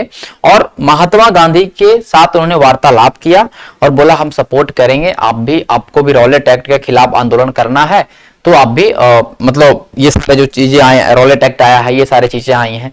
तो अभी मार्च 1919 में गठन हुआ, बाद में अप्रैल के टाइम में इन्होंने मीटिंग हुआ होगा, जो भी है, ठीक है, इस बात को डेट से कोई कंफ्यूजन नहीं होना चाहिए कि अरे यार तो ऐसा आप क्यों बता रहे। ओके, तो बोला कि हम सपोर्ट करेंगे, ठीक है, सपोर्ट करेंगे। हालांकि इस बात को समझिएगा, सितंबर 1920 का जो कांग्रेस सेशन था, है ना, सितंबर 1920 का जो कांग्रेस सेशन था, वहां पे गांधी जी ने अपने कांग्रेस के नेताओं को मना भी लिया कि हम असहयोग आंदोलन स्टार्ट करने वाले, है ना, असहयोग आंदोलन स्टार्ट करने वाले सितंबर में, है ना। असहयोग मतलब कैसा आंदोलन? असहयोग, अच्छा असहयोग आंदोलन बोला कि इसमें मुस्लिम और हिंदू भी साथ है। तो असहयोग क्यों, असहयोग क्यों, अब बात को समझिएगा, अब इस चीज को समझिएगा, अब मैं इसको बताऊंगा असहयोग ही क्यों, आंदोलन का नाम असहयोग ही क्यों और इस तरह का आंदोलन क्यों। अच्छा, असहयोग मतलब पता आप लोगों को कि हम कॉपरेट नहीं करेंगे, असहयोग का मतलब होगा कि वी आर नॉट कॉपरेटिंग, हम लोग कॉपरेट नहीं करेंगे। किसको नहीं कॉपरेट करेंगे, अंग्रेजों को। गांधी जी ने अपने पुस्तक हिंद स्वराज, अभी पुस्तक किसका लिखा गया, हिंद स्वराज, ध्यान रखिएगा, गांधी जी ने एक पुस्तक लिखा था हिंद स्वराज 1909 में। उन्होंने बोला था कि जो भारत में जो अंग्रेज शासन कर रहे हैं उसका वो इसलिए शासन कर रहे हैं क्योंकि हम लोगों ने सपोर्ट किया, भारतीयों ने उन्हें हर एक चीज में सपोर्ट किया, भारतीयों का सहयोग से ही शासन कर रहा। अगर आपने सहयोग को खींच ले दिन वो 1 साल तक भी नहीं टिक पाएंगे, है ना। गांधी जी ने ऐसा लिखा था, तो इसलिए उन्होंने बोला कि हम असहयोग आंदोलन लाएंगे, है ना, और हम क्या करेंगे, स्वराज की स्थापना करेंगे। अब अंग्रेज चले आएंगे तो सारा स्वराज मतलब सेल्फ रूल, है ना, सेल्फ रूल, सेल्फ रूल। देखिएगा, समझिएगा बात को, ये सेल्फ रूल है ना, स्वराज, स्वराज का मतलब सारे अलग अलग लोगों के लिए अलग अलग है। स्वराज का मतलब सबके लिए अलग होता है। यहां पे कुछ नेता हैं, उनका स्वराज का मतलब अलग होगा, किसान उनका स्वराज का मतलब अलग होगा, हम आगे समझेंगे, ठीक है। लेकिन आंदोलन का था कि अंग्रेजों को हटाना और अपना सेल्फ रूल स्टैब्लिश करना, ये था। उन्होंने अपना इस बुक में भी लिखा था, इस बात को समझिएगा, ठीक है। हम चलते हैं आगे, ठीक है। अब हम समझेंगे पहले इस असहयोग आंदोलन में, ध्यान रखिएगा, ठीक है। देखिए स्टार्टिंग में हालांकि इस बात को समझिएगा कि कहां चला गया, एक सेकेंड, हाँ देखिए, गांधी जी का सुझाव था, गांधी जी उनको लगता था कि इसको हम स्टेज वाइज, इस आंदोलन को हम चरणबद्ध तरीके से चलाएंगे, ऐसा नहीं कि बस चालू कर दिया, ऐसा नहीं, एकदम सिस्टमेटिक तरीके से चलाएंगे इस आंदोलन को। सबसे पहले बोला उन्होंने कि जो लोग, जो जिन जिन लोगों को अंग्रेजों के द्वारा कुछ टाइटल्स मिले हैं ना, नाइटहुड का उपाधि है, केसर है हिंद का उपाधि मिला है, उन उपाधियों को लौटाओ, पहले हम तुम्हारा कुछ नहीं रखने वाले, है ना, उन उपाधियों को लौटाओ। जो सरकारी नौकरी कर रहे हैं, जो सेना में है, जो पुलिस में, वो सब रिजाइन मारो, घर पे आओ। जो स्कूल में पढ़ रहे हैं, जो ब्रिटिश के द्वारा बनाए गए स्कूलों कॉलेजों में पढ़ रहे हैं, वो स्कूल छोड़ के छात्र हटे वहां से। तो हम लोग किसी भी तरीके से आपका कॉपरेशन नहीं करने वाले हैं, हम पूरी तरीके से आपको क्या करने वाले हैं, वाइकआउट करने वाले हैं, आपका बहिष्कार करने वाले हैं, है ना। इस बात को आप समझिएगा, ठीक है, ठीक है। ये आप देख सकते हैं, अगर सरकार दमन का रास्ता अपनाती है तो व्यापक सविनय अवज्ञा भी, इन्होंने यही बोला कि अगर सरकार हमारे इस मूवमेंट्स को, सहयोग आंदोलन को सप्रेस करने का सोचेगा तो हम सविनय अवज्ञा आंदोलन भी चलाएंगे। सविनय अवज्ञा आंदोलन मींस कि हम लोग तो एक सत्याग्रह करेंगे ही करेंगे, साथ ही साथ आपके रूल्स को भी तोड़ेंगे। सविनय अवज्ञा का मतलब हुआ सिविल डिसओबीडियंस, मतलब आपकी अवज्ञा करेंगे, आपके रूल्स को तोड़ेंगे, आपके रूल्स को नहीं मानेंगे, लड़ाई नहीं करेंगे, बात वही हुआ।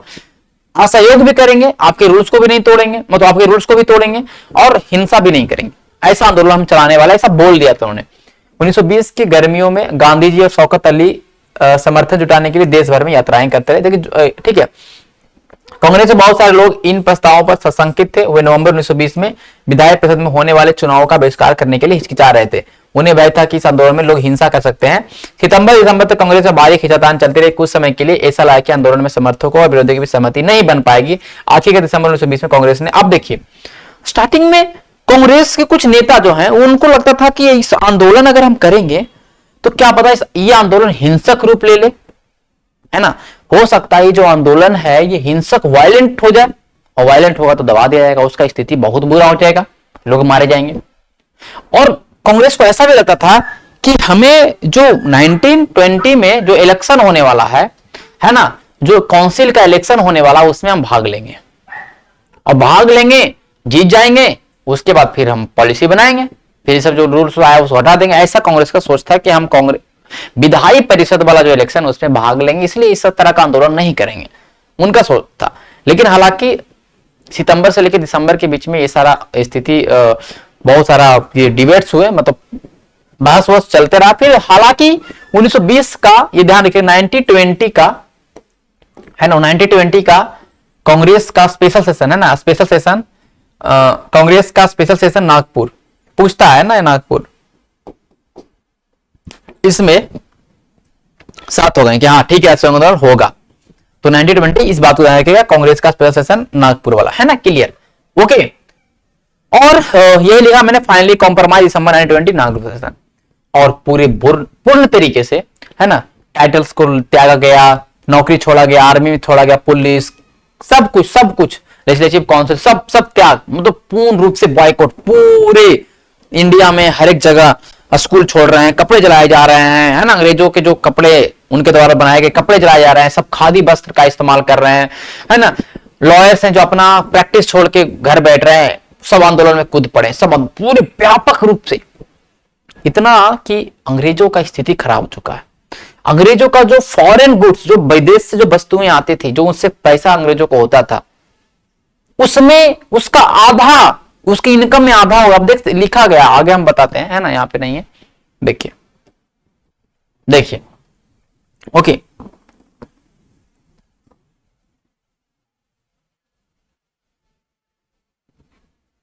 है ना, अब आगे बताते हैं, ठीक है। अब समझिएगा, यहां लिखा है कि असहयोग आंदोलन के भीतर अलग अलग धाराएं, मींस कि असहयोग आंदोलन चालू हो चुका है, ठीक है, लेकिन सब लोगों के लिए अलग है, ये सब लोगों का सोच अलग, सब लोगों का इस असहयोग आंदोलन के लिए अलग अलग चीजें, किसी लोग का कुछ कहना, किसी लोग का कुछ, सबका अलग अलग है मनसा कि हम असहयोग क्यों कर रहे हैं ना, सबका अलग अलग बात है, आप इस बात को समझिएगा। शहरों में आंदोलन, शहरों में मींस कि शहरों में आंदोलन किस तरह से हो रहा है उसको हम लोग समझेंगे, है ना। शहरों में आंदोलन की शुरुआत शहरी मध्य वर्ग की हिस्सेदारी के साथ हुई, जो मिडिल क्लास है उनके साथ हुआ। और आपको पता है क्या होता है, मिडिल क्लास, जो मिडिल क्लास ज्यादातर जॉब कर रहे हैं, जॉब छोड़ा, है ना, यहाँ पे लिखा कि स्टूडेंट ने स्कूल कॉलेज छोड़ा, हेडमास्टर टीचर रिजाइन किया, लॉयर ने प्रैक्टिस छोड़ा, जो मैंने बताया वही सेम चीज है ना, वही सेम चीज ध्यान में रखिएगा, इस चीज को समझिएगा। एक चीज है यहाँ पे जो मैं आपको बता दूं, मैंने यहाँ पे अंडरलाइन भी किया है, इट में भी एग्जाम में पूछा जाए, बहुत सवाल बनाना हो तो बना सकता है, कोई बहुत बड़ा चीज नहीं। काउंसिल इलेक्शन को सब लोगों ने बॉयकॉट किया, जो विधायी परिषद का चुनाव होने वाला था उसको सब लोगों ने बॉयकॉट किया, लेकिन मद्रास प्रोविंस जो जस्टिस पार्टी का था, मद्रास प्रोविंस, मद्रास प्रांत में जस्टिस पार्टी, पार्टी का नाम है क्या, जस्टिस पार्टी, है ना, जो नन ब्राह्मण्स का पार्टी था, है ना, उसको लगा कि हम इसको विरोध नहीं करेंगे। अब कांग्रेस इसमें आ ही नहीं रहा है इलेक्शन में, तो अकेले इलेक्शन हम लड़ लेंगे और हम आ जाएंगे तो हमें कहीं ना कहीं कुछ पावर मिल जाएगा, ठीक है। तो ये तो आप पूछ सकता है ना कि असहयोग आंदोलन में किस पार्टी ने, किस प्रांत ने इसका काउंसिल इलेक्शन का विरोध नहीं किया था, तो अभी सवाल आएगा, तो आप बोलेगे ऐसा सवाल पूछेगा, आप सब पढ़ना पड़ेगा, तो ये एनसीईआरटी में लिखा हुआ है ना, तो आपको तो पढ़ना पड़ेगा, एनसीईआरटी जो दिया उतना तो पढ़िए, 10 तक तो पढ़ेगा आप, है ना। तो ये था justice party of the Madras, clear हो गया। अब इसका, अब ये नॉन कॉर्पोरेशन मूवमेंट्स का कुछ इकोनॉमिक, आर्थिक रूप से क्या प्रॉब्लम हुआ, जाहिर सी बात है कि आप विदेशी वस्तुओं का बॉयकॉट करेंगे, बहिष्कार करेंगे, जितने भी लिक्विड शॉप थे उनको लोगों ने तोड़ फोड़ कर दिया, जितने भी फॉरेन क्लॉथ थे, वस्तु जो भी कपड़े थे उसको जला दिया, इसका क्या प्रभाव पड़ेगा, इसका क्या प्रभाव पड़ेगा, कहीं ना कहीं उनकी इकोनॉमी गिर जाएगी। जो विदेशी वस्तुओं से जो पैसा आता था, है ना, जो अंग्रेज अपने ब्रिटेन से वस्तुओं को, ब्रिटेन से जो कपड़े आते थे भारत में बेचते थे, तो बिकेगा नहीं, और उसके कारण ये हुआ कि 1921-22 के बीच में, 1921-22 में, तो 1 ईयर का बाद बताया कि जो 102 करोड़ का रोजगार रहा था वो 57 करोड़ पे चला है। सब याद नहीं रखना है, ठीक है, ये सब याद नहीं रखना है, इस बात को ध्यान रखिए। जो मैं याद करना होता है मैं आपको बार बार बताता हूँ, मैं यहाँ पे लिख देता हूँ, अंडरलाइन भी करता हूँ, उसको आपको ध्यान रखना है। तो 100 से आधा आधी हो गया, इतना ज्यादा इफेक्ट था इस असहयोग आंदोलन का, बहुत अच्छे तरीके से चल रहा था, ठीक है। अब देखिए, तो इस तरह के हुआ, तो हालांकि जो भारत के जो लोग कपड़ा बुनते थे, है ना, खादी हो गया, अलग अलग, उनका थोड़ा सा बढ़ावा मिला इस असहयोग आंदोलन से, उन लोग का बहुत ज्यादा बढ़ावा होना स्टार्ट हुआ। लेकिन अब एक बात बताइए कि जो चीज आप बरसों से इस्तेमाल करते आ रहे हैं और सरकार बोल रही है कि इस चीज का इस्तेमाल ना करें, जैसे कि एग्जांपल ले लीजिए चाइनीज लाइट, चाइनीज जो लेड एलईडी लाइट होता है दिवाली में, उस पर हमेशा दिवाली के टाइम में आता है कि चाइनीज एलईडी लाइट का इस्तेमाल नहीं करें, है ना। तो आप देखिए चाइनीज एलईडी लाइट एक तो सस्ता मिल जाएगा, कम में मिल जाएगा, और उसका उसमें बहुत ज्यादा फंक्शन भी होते हैं ना दुनिया भर के, और सब लोगों के पास एक्सेसिबल है, सस्ता मिल रहा है, सब लोग खरीद रहे हैं। और सरकार जब बोलती है बैन करने के लिए, तो एक बात मुझे बताइए कि अब सरकार को मींस इंडियन गवर्नमेंट को भी उतना ही उसी रेंज में आपको उस तरह का लाइट बना के तो देना पड़ेगा पब्लिक को, क्योंकि अगर आप पब्लिक को उस तरह का लाइट बना के नहीं देंगे तो पब्लिक महंगा लाइट तो खरीदेगी नहीं, है ना। क्योंकि जो इंडियन लाइट्स हैं, जो भी भारत के द्वारा जो बनाए जाते हैं लाइट्स, वो थोड़ा महंगा होता है, भले ड्यूरेबल है, लेकिन लोगों को ड्यूरेबिलिटी, लोगों को थोड़ा सस्ता चाहिए, सस्ता ज्यादा फीचर चाहिए। अगर नहीं बना के देंगे तो हो सकता है एक महीने इस दिवाली तक लोगों ने इस्तेमाल नहीं किया चाइनीज लाइट, अगला दिवाली आएगा फिर इस्तेमाल कर देगा, क्योंकि आपने उसका रिप्लेसमेंट नहीं दिया। अब यही बात हुआ कि सहयोग आंदोलन में हम लोगों ने तो भाई पूरे तरीके से बाइकआउट करना चालू कर दिया, बट क्या लोगों ने स्कूल छोड़ा, कॉलेज छोड़ा? क्या भारतीय कॉलेज का स्थापना होगा? और अगर भारतीय कॉलेज का स्थापना होगा भी तो उसमें टाइम लगेगा, जाहिर सी बात है, समय लग जाएगा। तुरंत एक दिन में बिल्डिंग तो खड़ा करके नहीं रख देगा। वकीलों ने अगर प्रैक्टिस छोड़ा तो उनको अपने कोर्ट होने चाहिए, भारतीय कोर्ट होने चाहिए। भारतीय कपड़े, जो जिन्होंने अपने विदेशी कपड़ों को छोड़ा, तो भारतीय कपड़े सस्ते, खादी महंगा मिल रहा है। तो यह आंदोलन ज्यादा दिन तक ऐसा, इसका जो इफेक्ट है, बाइकआउट वाला इफेक्ट, ज्यादा दिन तक नहीं चल पाएगा। और फिर लोगों ने अपना, अब देख सकते हैं यहाँ पे लिखा है गरीब नहीं खरीद सकते हैं कपड़ा, बहिष्कार कैसे कर सकते हैं, लंबे समय तक नहीं हुआ, फिर धीरे धीरे सब लोगों ने अपने काम को फिर से चालू कर दिया। तो ये तो इकोनॉमिक फ्रंट में लोगों ने हालांकि ये इफेक्ट मारा कि आधा उनका पैसा कर दिया, आधा मतलब उनका बिजनेस को आधा कर दिया, मतलब जो इनकम था, लेकिन ये ज्यादा दिन तक भी नहीं चल पाया इधर। और इतना तो हुआ ही, इतना तो हुआ, लेकिन और भी घटनाएं हुई, उसको हम लोग समझेंगे। अब ग्रामीण इलाका, अभी ठीक है, तो हम लोगों ने शहरों में देखा, शहरों में क्या चल रहा है अभी हम सब कुछ समझ। अब ऐसा नहीं कि मैं सहयोग आंदोलन बता रहा हूं तो बता दो कि सहयोग आंदोलन 1920 में हुआ, 22 में खत्म हो गया, वो हम ऑलरेडी 8वां में करा चुके हैं, 8 क्लास में मैं पूरा पढ़ा चुका हूं। जिन्होंने 8 क्लास का वीडियो देखा होगा उनको समझ में आ जाएगा, ठीक है। लेकिन यहां पे समझिए ग्रामीण इलाकों में क्या विद्रोह हुआ। देखिए मेंस जब लिखेगा ना, तो अगर मेंस तो भाई का भाई वर्ल्ड हिस्ट्री का, आप सॉरी मॉडर्न हिस्ट्री तो आपका मेंस का सिलेबस है, जीएस पेपर 1 का। तो अगर सवाल बना देगा कि बताइए कि असहयोग आंदोलन का क्या क्या मतलब अलग अलग क्षेत्रों में किस तरह से फैला, उसके बारे में बताएं, तो कैसे बताइएगा? सब एनसीईआरटी से समझिएगा ना। ग्रामीण इलाकों में, तो शहरों में था, ग्रामीण इलाकों में भी बहुत तरीके से फैला। युद्ध के बाद देश के विभिन्न भागों में चल रहे किसान व आदिवासियों के संघर्ष भी इस आंदोलन में समा गए। जो भी आदिवासी ये सब आंदोलन कर रहे थे वो सब भी इसी सहयोग आंदोलन में आ गया। अब क्यों? अब देखिए समझिएगा, देखिए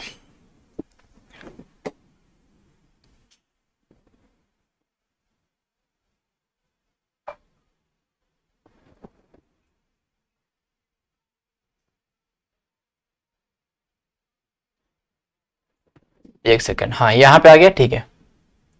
देखिए एक एग्जांपल है, एक अवध में, अवध मींस अवध जो आपका एरिया है ना, प्रयागराज इलाहाबाद वाला, है ना। वो एरिया में एक बाबा थे, बाबा उनका नाम है रामचंद्र, रामचंद्र। उन्होंने किसानों का नेतृत्व किया। ये सवाल एग्जाम में पूछा है, ठीक है। अवध में किसानों का नेतृत्व किसने किया, किसान आंदोलन का नेतृत्व किसने किया?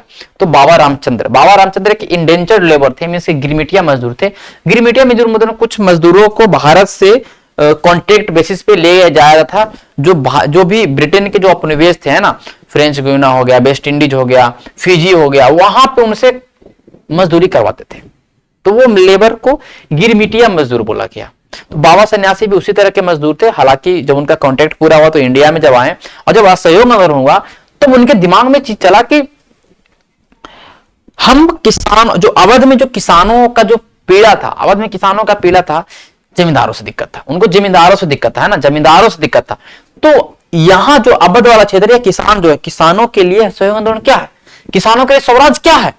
किसानों के लिए स्वराज है कि भाई कैसे भी करके जमींदार से छुटकारा मिल जाए, जमींदार से छुटकारा मिल जाए। इसलिए स्वराज का मीनिंग फॉर स्वराज सबके लिए अलग अलग होगा। यहां पे लिखा हुआ है ना। उनका आंदोलन तालुकदार और जमींदारों के खिलाफ था, है ना, जो किसानों को भारी भरकम लगान और तरह तरह के कर वसूल कर रहे थे। किसानों को बेकार करने, बेकार मतलब बेकार मतलब क्या हुआ? जिसमें जबरदस्ती बिना पैसा के आपको लेबर करना पड़ेगा। बिगाड़ वाला काम, है ना। पट्टेदार के तौर पर उनके पट्टे निश्चित नहीं होते थे, उन्हें बार बार पट्टे के जमीन से हटा देता था ताकि जमीन पर उनका कोई अधिकार स्थापित ना हो सके। किसानों की मांग थी कि लगान कम हो, बिगाड़ खत्म हो और दमनकारी जमींदारों का सामाजिक बहिष्कार किया जाए। यहाँ के किसानों का ये था कि भैया ये जो सिस्टम चल रहा है, ज्यादा पैसा ले रहे हो, लगान बगान खत्म करो, है ना। और ये जो जमींदार, ये जो हमारे साथ जो ये इस तरह का कांड कर रहे हैं, इस तरह का जो हमें परेशानी में डाल रहे हैं, इनका सामाजिक बहिष्कार, सोशल बॉयकॉट। वहां पे विदेशी वस्तुओं का बॉयकॉट हुआ, यहां पे इनका सामाजिक बहिष्कार हो रहा है। सोशल बॉयकॉट मींस कि उनको समाज में बॉयकॉट करो, समाज में बॉयकॉट, समाज में से उससे काट दो। समाज में काटने के लिए उन्हें एक आंदोलन लाया और उस आंदोलन का था नाई धोबी बंद। मतलब जमींदार के घर में कोई नाई नहीं जाएगा, कोई धोबी नहीं जाएगा। नाई में तो बाल बाल काटना नहीं काटने जाएगा, धोबी नहीं, कपड़ा उनका साफ नहीं होगा, है ना। तो नाई धोबी बंद आंदोलन है जो असहयोग आंदोलन से ही संबंधित है, इस बात को ध्यान रखिएगा, ठीक है। तो नाई धोबी बंद का फैसला लिया और उसी तरह से जून 1920 में जवाहरलाल नेहरू अवध में गए, अवध के गांव में गए, से बातचीत की और उनकी व्यथा समझने का प्रयास किया। अक्टूबर तक जवाहरलाल नेहरू, बाबा रामचंद्र और कुछ अन्य लोक नेताओं अवध किसान सभा, अक्टूबर 1920 में अवध किसान सभा का गठन, इस बात को ध्यान रखिएगा, है ना। अवध किसान सभा का गठन अक्टूबर 1920 में हुआ, जवाहरलाल नेहरू, रामचंद्र बाबा। अब ये ध्यान रखिएगा कि अवध किसान सभा का गठन कब, 1920 में हुआ, है ना। और ये कब हुआ, किन्होंने किया, नेहरू जी और रामचंद्र बाबा। क्लियर हो गया, ठीक है। ठीक है। और ये यहाँ पे लिखा गया है, महीने भर में इस पूरे इलाके में गांव में संगठन के 3 अलग अलग संगठन बनना स्टार्ट किया। अगले साल जब असहयोग आंदोलन शुरू हुआ तो कांग्रेस ने अवध के किसान संघर्ष को इस आंदोलन में शामिल करने का प्रयास किया, लेकिन किसानों के आंदोलन में ऐसे स्वरूप विकसित हो चुके थे जिनसे कांग्रेस का नेतृत्व तो खुश नहीं था। 1921 में जब आंदोलन फैला तो तालुकदारों और व्यापारियों के मकानों पर हमले होने लगे, व्यापारों बाजारों में लूटपाट होने लगे और अनाज से गोदाम कब्जा कर लिया गया। बहुत सारे स्थानों पर स्थानीय नेता किसानों को समझा रहे थे कि गांधी जी ने ऐलान कर दिया है, अब कोई लगान नहीं भरेगा और जमीन गरीबों में बांट दी जाएगी। महात्मा का नाम लेकर लोग अपनी सारी, मतलब ये कहने का मतलब हुआ कि लोग जमींदारों तालुकदारों घरों पे अटैक कर रहे हैं, बाजार को लूट रहे हैं और कह रहे हैं गांधी जी बोल दिए हैं कि लगान नहीं देंगे, है ना, सब जमीन जमींदारों छीन के सब में बांट दिया जाएगा तो हम लोग आंदोलन करेंगे। उनके नाम पे तोड़फोड़ हो रहा है ना, तोड़फोड़ हो रहा है। आदिवासी किसानों ने महात्मा गांधी के संदेश और स्वराज के विचार का कुछ और ही मतलब निकाला। जो आदिवासी लोग हैं, जो ट्राइबल्स थे, उन्होंने ये स्वराज शब्द का और स्वदेश शब्द का मतलब अलग निकाला। क्या निकाला? आंध्र प्रदेश का गुडेम पहाड़ी में 1920 के दशक में शुरुआत में एक उग्र गुरिल्ला आंदोलन फैल गया, है ना। ध्यान रखिए, आंध्र प्रदेश का गुडेम पहाड़ी का नाम है, गुडेम आंध्र प्रदेश का है। वहां पे जो ट्राइब्स रह रहे हैं उनका एक आंदोलन, है ना। और इनका जो मेन रीजन था, इन जो आंध्र प्रदेश का जो इलाका है, ये जो आप समझ सकते हैं, इनका मेन मकसद क्या है, इनका ध्यान रखिएगा, मैं आगे बढ़ाता हूं, ठीक है। उनका मेन मकसद था जनरली फॉरेस्ट लॉ। मैंने आपको पढ़ाया था ना, जब क्लास 9th में के लास्ट में मैंने पढ़ाया था कि कैसे वन कानून आया, लोगों के ऊपर इंपैक्ट डाला, जो आपके जनजाति हैं, जो आदिवासी जो जंगल में रह रहे हैं, उनके लाइफ को किस तरह से परिवर्तन कर दिया, उनके लाइफ को किस तरह से ठेस पहुंचाया, उनकी पूरे जीवन को, उनके हर एक तरह, उनके सामाजिक जीवन, आर्थिक जीवन को पूर्ण तरीके से बर्बाद कर दिया। ये जो फॉरेस्ट लॉ है ना। अब जंगल में नहीं जा सकते, जंगल की लकड़ी नहीं काट सकते, जंगल के उत्पाद का इस्तेमाल नहीं कर सकते हैं, जंगल में नहीं रह सकते। यहां तक ये जो कंडीशन, ये जो स्थिति हुआ, तो वहां के लोगों को नाराज कर दिया, जो जंगल में रह रहे हैं, जो आदिवासी, उनको नाराज कर दिया, उनको विद्रोह करने पर मतलब कहने का मजबूर कर दिया। तो वही हुआ कि जो आंध्र प्रदेश का एरिया था, गुड्डेम है ना, गुड्डेम हिल है आंध्र प्रदेश का, वहां पे फॉरेस्ट लॉ और बिगाड़, ये 2 रूल्स। बिगाड़ क्या था कि कभी रोड बनाना हो तो जनजातियों को जंगल से उठा लिया जाता था और रोड बन रहा था, रोड बनाने में बिगाड़ी तरीके से काम करवाया था। तो इसके खिलाफ एक अल्लूरी सीताराम राजू हैं, उनके द्वारा आंदोलन चालू हुआ। जो विद्रोही थे, ये अल्लूरी सीताराम राजू को मानते थे कि इनके पास कुछ मैजिकल पावर है, शक्ति है, इनके पास देवीय शक्ति है, ये किसी को भी सही कर देते हैं, इनको गोली नहीं लगता है, ऐसा लिखा गया, ठीक है, इसमें लिखा गया, इसलिए मैं बता रहा हूं, ठीक है। मतलब उनको था कि उनको गोली नहीं लगता है, वो खगोलीय अनुमान, तारों का उनका ज्ञान है ना, लोगों को स्वस्थ कर सकते हैं, गोलियां भी उन्हें नहीं मार सकती है। राजू की व्यक्तित्व से चमकते विद्रोहियों की विश्वास था कि ईश्वर का अवतार है। राजू महात्मा गांधी की महानता, जो अल्लूरी जो सीताराम राजू है महात्मा गांधी को बहुत ज्यादा मानते थे उनके, है ना। और साथों और ध्यान रखिएगा, उन्होंने लोगों को खादी पहनने के लिए बोला शराब मत पी, जो गांधी जी का जो थ्योरी है उसके ऊपर इन्होंने काम किया। उन्होंने यह दावा भी किया था कि भारत अहिंसा के बल पर नहीं बल्कि केवल बल प्रयोग के जरिए ही, देखिए हालांकि सब कुछ गांधी जी वाला अपना रहा है, बट इनका एक अलग थ्योरी था कि ये जो अहिंसा है, नॉन वायलेंस है, इस पे हम आजाद नहीं कर सकते, भारत को स्वराज नहीं ले सकते हैं, हमें युद्ध करना पड़ेगा, हमें बल का प्रयोग करना पड़ेगा, फोर्स का इस्तेमाल करने का, तभी हम स्वराज को ले सकते। तो वही हुआ ना, है ना, use of force instead of non violence. और इसी कारण इन्होंने बहुत तरह विद्रोह भी किया, थाना पे हमला किया, है ना, बहुत सारे अधिकारियों को मारा भी। फिर इसी कारण ये पकड़ा चुके हैं। 1924 में इनको फांसी लगा दिया गया और एक फॉल्क हीरो के रूप में बन गए, फॉल्क हीरो लोकनायक, है ना। 1924 में इनको एग्जीक्यूट कर दिया गया, ठीक है। समझिए बात को, ये हुआ हमारा स्वराज फॉर जो आंध्र प्रदेश का गुड्डे में एरिया है, वहां के लोगों का ये प्रॉब्लम है। हम चलेंगे समझेंगे बागानों में, बागान मतलब चाय का बागान, उसमें चाय का बागान था ना, चाय का बागान, और चाय का बागान मतलब कि असम वाला क्षेत्र में हम लोग आ गए, है ना। देखिएगा अब ये बागान का एक, जो बागान में जो लेबर काम करते थे, जो बागान में जो मजदूर काम करते थे, जैसे एक बागान है ना, तो इसमें रूल्स था। ध्यान रखिएगा, इनलैंड इमिग्रेशन एक्ट 1859। अब ये पूछ जगह फंस जाइएगा, ये बताइए इनलैंड इमिग्रेशन एक्ट कब आएगा। अब ये सवाल आपका पूछ देगा तो आप लोग गूगल मारना स्टार्ट करें, इस तरह का एक्ट पूछ रहा था, पूरा एक्ट याद करो। नहीं, एनसीईआरटी में लिखा जितना तो पहले कर लो, उसको तो याद करिए कम से कम।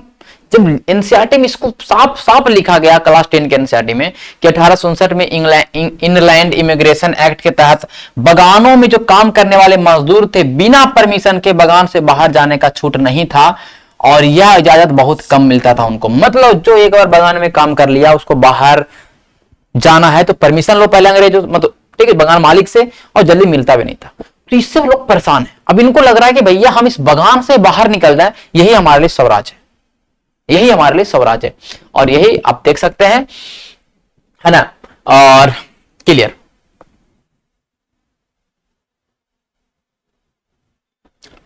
ओके।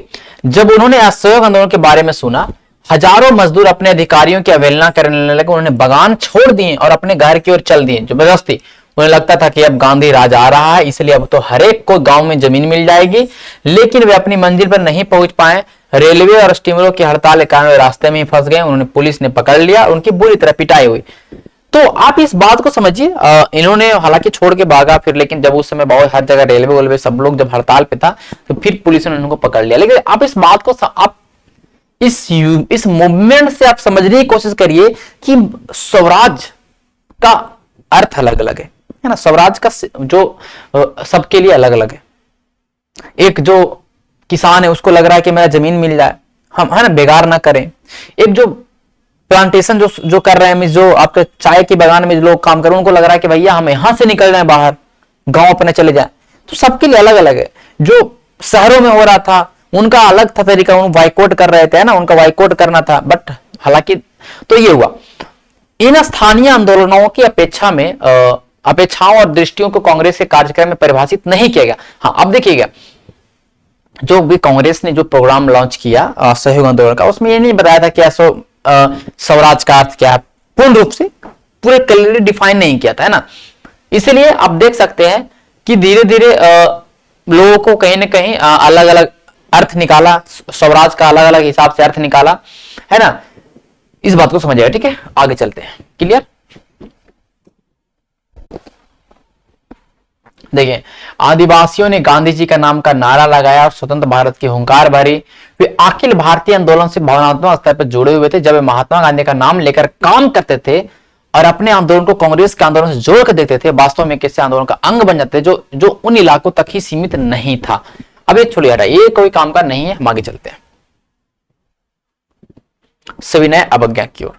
अच्छा ठीक है, इस बात को समझेंगे सविनय अवज्ञा कैसे स्टार्ट होता है। क्योंकि देखिए, गांधी जी ने बोला था कि अगर अगर हमारे असहयोग आंदोलन को दबाया जाएगा तो हम लोग इससे भी बड़ा सविनय अवज्ञा आंदोलन, सिविल डिसोबीडियंस मूवमेंट लाएंगे, गांधी जी ने बोला था। और अब इस बात को समझिएगा कि फरवरी 1922 में एक घटना घट गई है ना, चौरी चौरा जगह है गोरखपुर यूपी में, वहां पे लोगों के ऊपर गोली चला दिया गया था, ठीक है, लोगों के ऊपर गोली चला दिया गया था। तो लोगों ने गुस्सा होकर क्या किया कि एक थाना जला दिया, थाना जला, उसमें 22 पुलिस वाले मारे गए। अब गांधी जी को लगा कि अरे यार इस आंदोलन में तो हिंसा आ गया, तो गांधी जी जैसे 4 फरवरी 1922 को चौरी चौरा इंसिडेंट हुआ और 12 फरवरी को गांधी जी ने बोला कि असहयोग आंदोलन को हम लोग वापस ले रहे हैं ना, हाँ, असहयोग आंदोलन को हम लोग स्थगित कर रहे हैं। तो जो कांग्रेस वर्किंग कमेटी है ना, उन्होंने नॉन कॉपरेशन मूवमेंट को 12 फरवरी 1922 को बंद कर दिया। हालांकि बहुत सारे क्रांतिकारी लोग नाराज हुए इस आंदोलन को बंद करने से, सब कुछ सही चल रहा था, लेकिन गांधी जी का जो थ्योरी था सत्याग्रह और नॉन वायलेंस, वो इस पे वो खरा नहीं उतरा। समझे बात को, ठीक है। तो मैंने कहानी बता दिया। यहां लिखा कि फरवरी 1922 में महात्मा गांधी ने असहयोग आंदोलन वापस लेने का फैसला कर लिया। उनको लगता था कि आंदोलन हिंसक होता जा रहा है और सत्याग्रहियों को व्यापक प्रशिक्षण की जरूरत है। वो उनको लगा कि नहीं, ट्रेनिंग देना पड़ेगा प्रॉपर, कि भाई सत्याग्रह मतलब सत्याग्रह, नॉन वायलेंस का मतलब नॉन वायलेंस, किसी भी तरह का आपको लड़ाई नहीं करना है तो नहीं करना, आपको ट्रेनिंग देना पड़ेगा, है ना। कांग्रेस से कुछ नेता इस तरह के जन संघर्षों से थक चुके थे। वे 1919 में गवर्नमेंट ऑफ इंडिया के तहत प्रांतीय परिषदों में चुनाव में हिस्सा लेना चाहते थे। उन्हें लगता था कि अभी वही बात, असहयोग आंदोलन से लोग तो परेशान हो ही चुके हैं, मतलब धीरे धीरे। और जैसा कि कुछ मैंने पहले बताया था कि काउंसिल वाला इलेक्शन में लोग भाग लेना चाहता था, हालांकि मान गया था नागपुर अधिवेशन में, लेकिन फिर भी लोगों के बीच में था कि भैया हम ये आंदोलन से कुछ होने वाला नहीं है, हम काउंसिल का इलेक्शन लड़ जाएंगे, और काउंसिल के इलेक्शन में एक बार पावर में आ गई कांग्रेस, देन हम अपने तरीके से जितने नीति उती सब चेंज कर देंगे, है ना। इस तरह के ख्याली पुलाव। अब बात को समझिए, यहां लिखा है कि 1919 का आपको पता है कि जो आपका मार्ले मॉन्टेग्यू चेम्सफोर्ड अधिनियम आया था, उसके तहत प्रांतों का गठन हुआ है ना, तो उसके बारे में बता रहा है ना। प्रांतीय परिषदों में चुनाव का हिस्सा लेना चाहते हैं। उन्हें लगता था कि परिषदों में रहते हुए ब्रिटिश नीतियों का विरोध करना, सुधारों की वकालत करना और यह दिखाना ही महत्वपूर्ण है कि ये परिषदें लोकतांत्रिक संस्था नहीं है। CR दास। अब इसी कारण जो 2 कांग्रेस के नेता थे वो कांग्रेस नहीं चाहता, कांग्रेस का जो महत्वपूर्ण जो मुख्य नेता थे वो नहीं चाहते थे इस तरह का काम, क्या नहीं हम काउंसिल इलेक्शन में भाग नहीं लेंगे, बाइकआउट करेंगे, ऐसा नहीं था। 2 नेता थे जो जिनका नाम है एक CR दास और एक मोतीलाल नेहरू। जब गया में कांग्रेस का अधिवेशन 1922 में हुआ था तो 2 नेता स्वराज CR दास और मोतीलाल नेहरू, इन दोनों ने एक स्वराज पार्टी का गठन किया, है ना। स्वराज पार्टी का गठन किया और चाहते थे कि हम लोग काउंसिल के इलेक्शन में भाग लें, अलग पार्टी बना के, है ना। इस बात को समझिएगा, ओके। जवाहर नेहरू, सुभाष चंद्र बोस जैसे युवा नेता ज्यादा उग्र जन आंदोलन और पूर्ण स्वतंत्रता के लिए दबाव बनाए थे, है ना।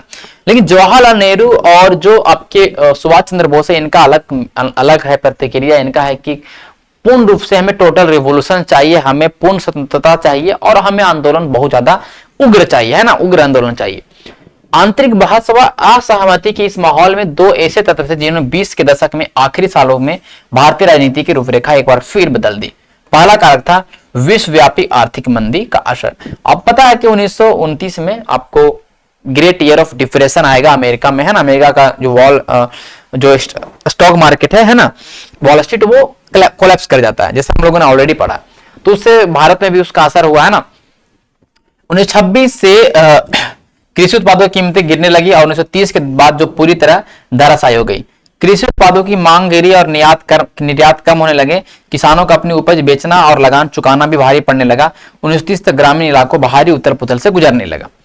इसी पृष्ठभूमि में ब्रिटेन की एक नई टोरी सरकार, अब देखिए, जैसे कि मैंने पॉलिटी पढ़ाया था तो आपको याद होना चाहिए कि हमने बताया था कि 1919 का जो भारत शासन अधिनियम आया था तो उसमें बोला गया था कि हम हर 10 साल के बाद एक आपके लिए कमिटी भेजेंगे, एक हम आपके लिए आयोग भेजेंगे, एक वैधानिक आयोग भेजेंगे जो भारत में कानून वानून जो भी है कॉन्स्टिट्यूशनल चीजें हैं उनका देखरेख करेगा, उसका ब्यौरा लेगा, है ना। 1919 के भाषण अधिनियम में सब बोला गया था।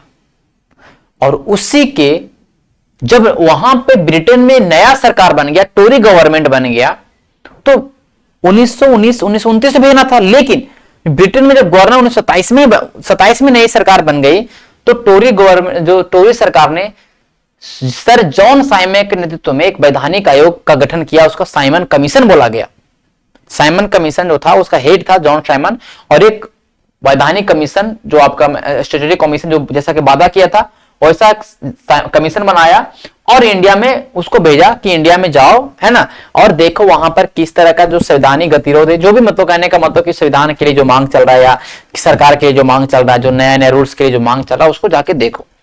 अब ये जो आपका, अब बात तो समझिएगा, मैं आपको बता दूं किसका काम था कि functioning of constitutional system in India और सजेस्ट सब चेंजेस।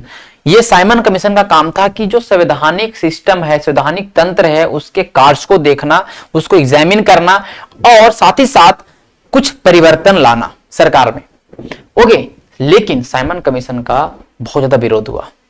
क्यों? क्योंकि साइमन कमीशन के 7 members, all members are English, सारे मेंबर अंग्रेज थे। तो उसको गोरा कमीशन, भारतीय लोगों ने उसको गोरा कमीशन बोला, व्हाइट कमीशन बोला। लगा कह रहे तू भारतीय के लिए कानून बनाने के लिए आ रहा है, इसमें भारतीय तो है नहीं, तो क्या मतलब तो अंग्रेज क्या समझ लिए बताइए। तो लोगों ने सोचा कि जब यह आएगा तो विरोध करेंगे। हालांकि 1927 में इसका गठन हुआ, 1928 में आया, फरवरी 1928 में इंडिया में आया। इंडिया में पूरे तरीके से इसका विरोध, है ना, पूर्ण तरीके से इसका विरोध हुआ, है ना, इस बात को समझिएगा। और इसी कारण आपको पता है कि लाहौर में लाला लाजपत राय ने इनका विरोध किया, तो उसके ऊपर लाठीचार्ज हुआ, उनका डेथ भी हो गया। इसी गुस्सा के कारण जेपी सॉन्डर्स को गोली मार के हत्या कर दिया गया था, है ना। तो इसको चीज को समझिएगा, ठीक है। आगे चलते हम लोग। वही मैंने लिखा आपको, फैक्टर शेप इंडियन पॉलिटिक्स, जो भारतीय पॉलिटिक्स को जो आकार दिया वो फैक्टर्स क्या था। एक तो आपका economic factor, great economic depression जो आना, भारत की जो इकोनॉमिक कंडीशंस खराब हो जाना, है ना। दूसरा साइमन कमीशन आ जाना, इसका लोग विरोध करना, है ना।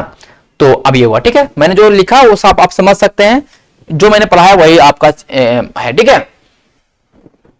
यहां पे लिखा है 1928 में जब साइमन कमीशन आया, उसका साइमन गो बैक का नारा लगा, है ना। और कांग्रेस और मुस्लिम लीग सभी पार्टियों ने इसमें हिस्सा लिया। इस विरोध को शांत करने के लिए वायसराय लॉर्ड इरविन ने अक्टूबर 1929 में भारत के लिए डोमिनियन स्टेटस का गोलमेज सम्मेलन कर दिया, है ना, गोलमोल सा ऐलान कर दिया। उन्होंने इस बारे में कोई समय सीमा नहीं बताया। हाँ, अब आंदोलन को शांत करना है तो तुरंत चूरन दे देगा अंग्रेज, है ना, इनका सिस्टम रहा है। ज्यादा आंदोलन रहेगा तो कुछ भी करके आंदोलन को दबाना है।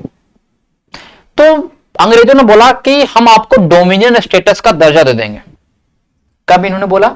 1929 में, Lord Irwin, viceroy of India that time. तो उन्होंने बोला कि हम तुमको डोमिनियन स्टेटस का दर्जा दे देंगे। डोमिनियन स्टेटस क्या होता है? तुम सरकार चलाओ लेकिन मालिक हम रहेंगे। डोमिनियन स्टेटस मतलब अधिराज। अधिराज मतलब तुम किसी के अधीन हो, राज्य तुम्हारा है लेकिन सबसे ऊपर कौन होगा? ब्रिटेन की महारानी, है ना, अधिराज। काफी हद तक ठीक था उस समय के मामले में, है ना, औपनिवेश से तो अच्छा था। ये बोला कि ठीक है, लेकिन बोला ना कब देंगे ऐसा नहीं बोला, बस अब धीरे धीरे आंदोलन दब जाएगा, है ना, आंदोलन दब जाएगा। इस प्रस्ताव में से कांग्रेस ने नेता संतुष्ट नहीं थे। जवाहरलाल नेहरू और सुभाष चंद्र बोस के नेतृत्व कांग्रेस तेज तर्रार खेमा कर्मक तेवर अपनाने लगा। लेकिन जवाहरलाल नेहरू और सुभाष चंद्र बोस को था कि नहीं, हम ऐसे नहीं मानेंगे, हम बहुत बड़ा आंदोलन करेंगे। इस बात को समझिएगा, ठीक है। और इसीलिए 1929 में, आप बात को समझिएगा, 1929 मैंने पढ़ाया था, है ना।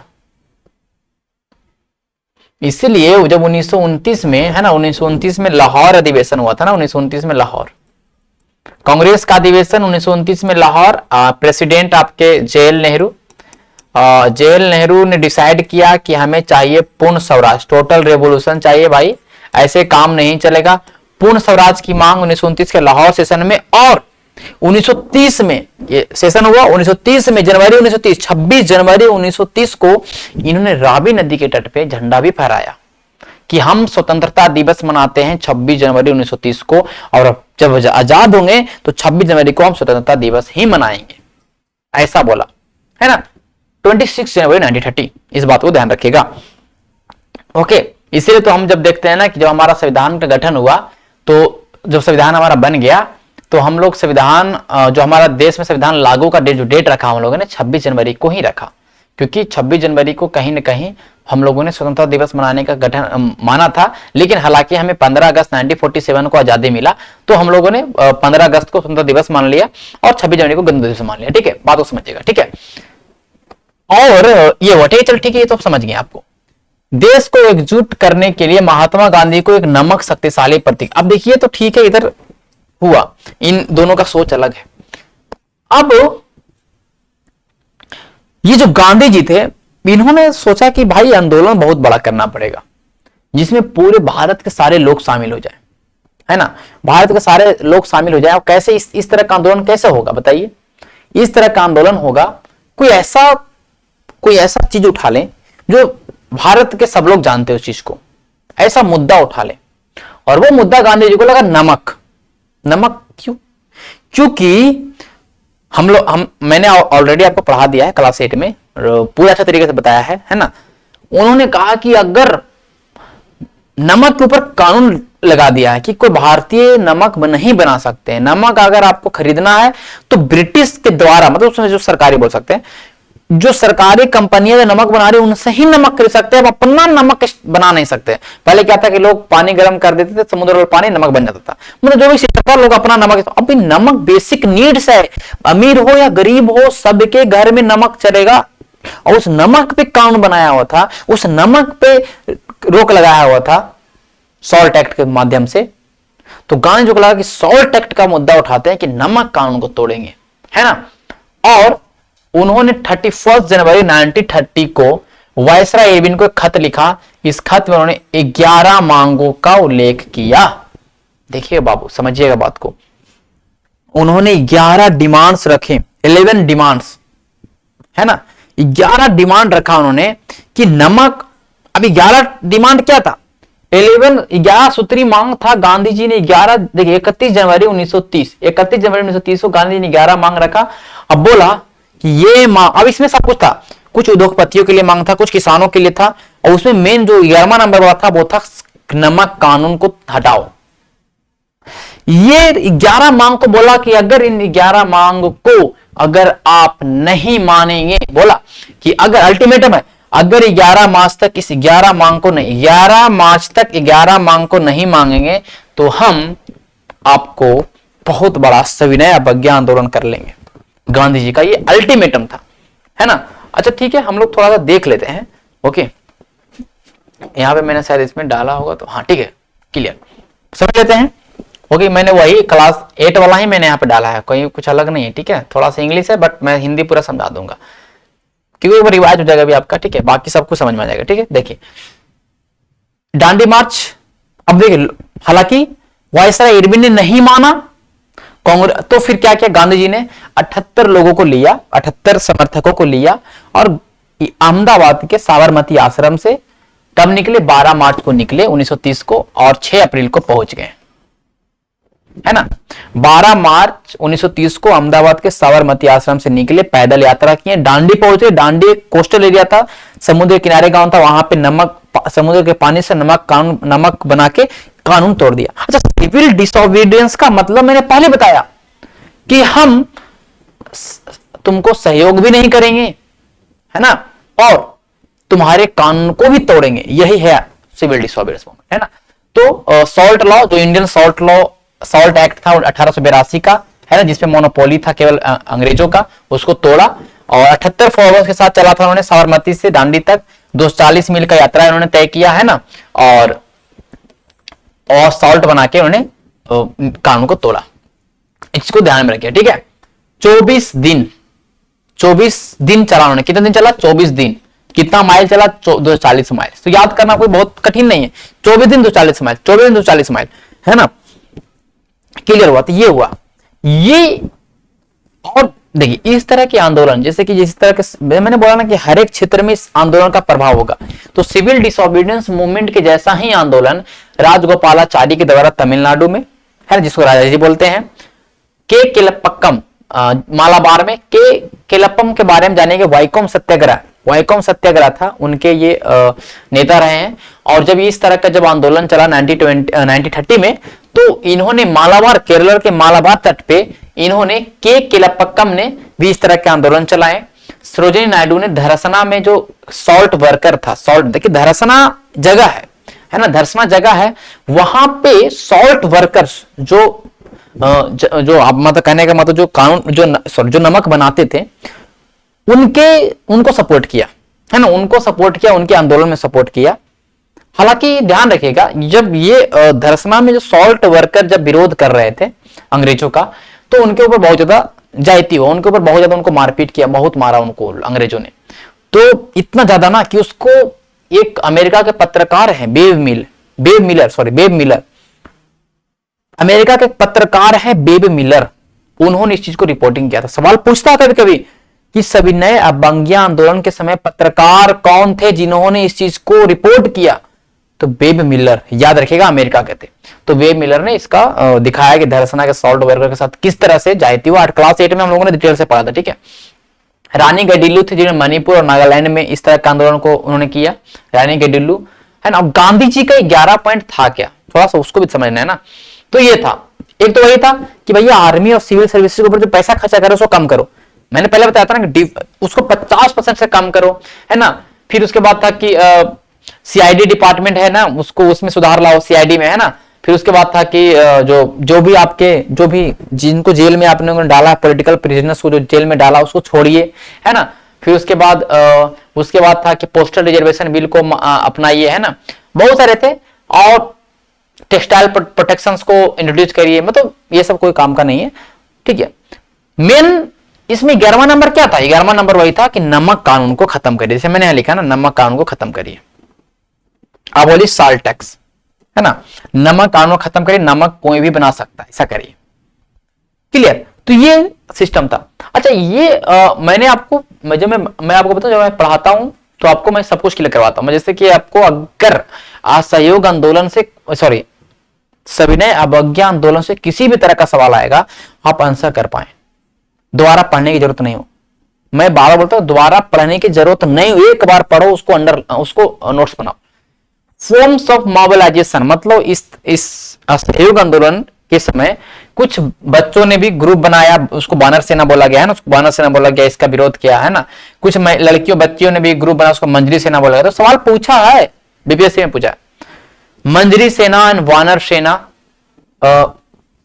मतलब इस दो ग्रुप्स हैं जो किस आंदोलन के समय आए। तो मंजरी सेना एंड वानर सेना, मंजरी सेना फॉर द गर्ल एंड वानर सेना ऑफ द बॉयज, ये दोनों आंदोलन सविनय अवज्ञा आंदोलन के समय चला, ठीक है, ध्यान रखिएगा। और इसी आंदोलन को दबाने के लिए, इसी आंदोलन को कम करने के लिए गांधी जी, जो लॉर्ड वायसराय था, इरविन था, उसने बोला कि समझौता करो, आओ हमसे बात करो, है ना। तो गांधी जी और इरविन के बीच में दिल्ली समझौता या गांधी इरविन समझौता हुआ 5 मार्च 1931 को। लॉर्ड इरविन और गांधी जी दोनों मिलके ये इरविन समझौता पे साइन हुआ, गांधी इरविन समझौता, ठीक है। 5 मार्च 1931 गांधी इरविन समझौता, 5 मार्च 1931 पूछता है, ठीक है। ये तो मैं बता दिया। अभी मैं फिर से एनसीईआरटी पे आ जाऊंगा, ठीक है। अभी देखिए मैं एनसीईआरटी पे आऊंगा, ये बहुत कुछ समझना है, ठीक है, क्लियर।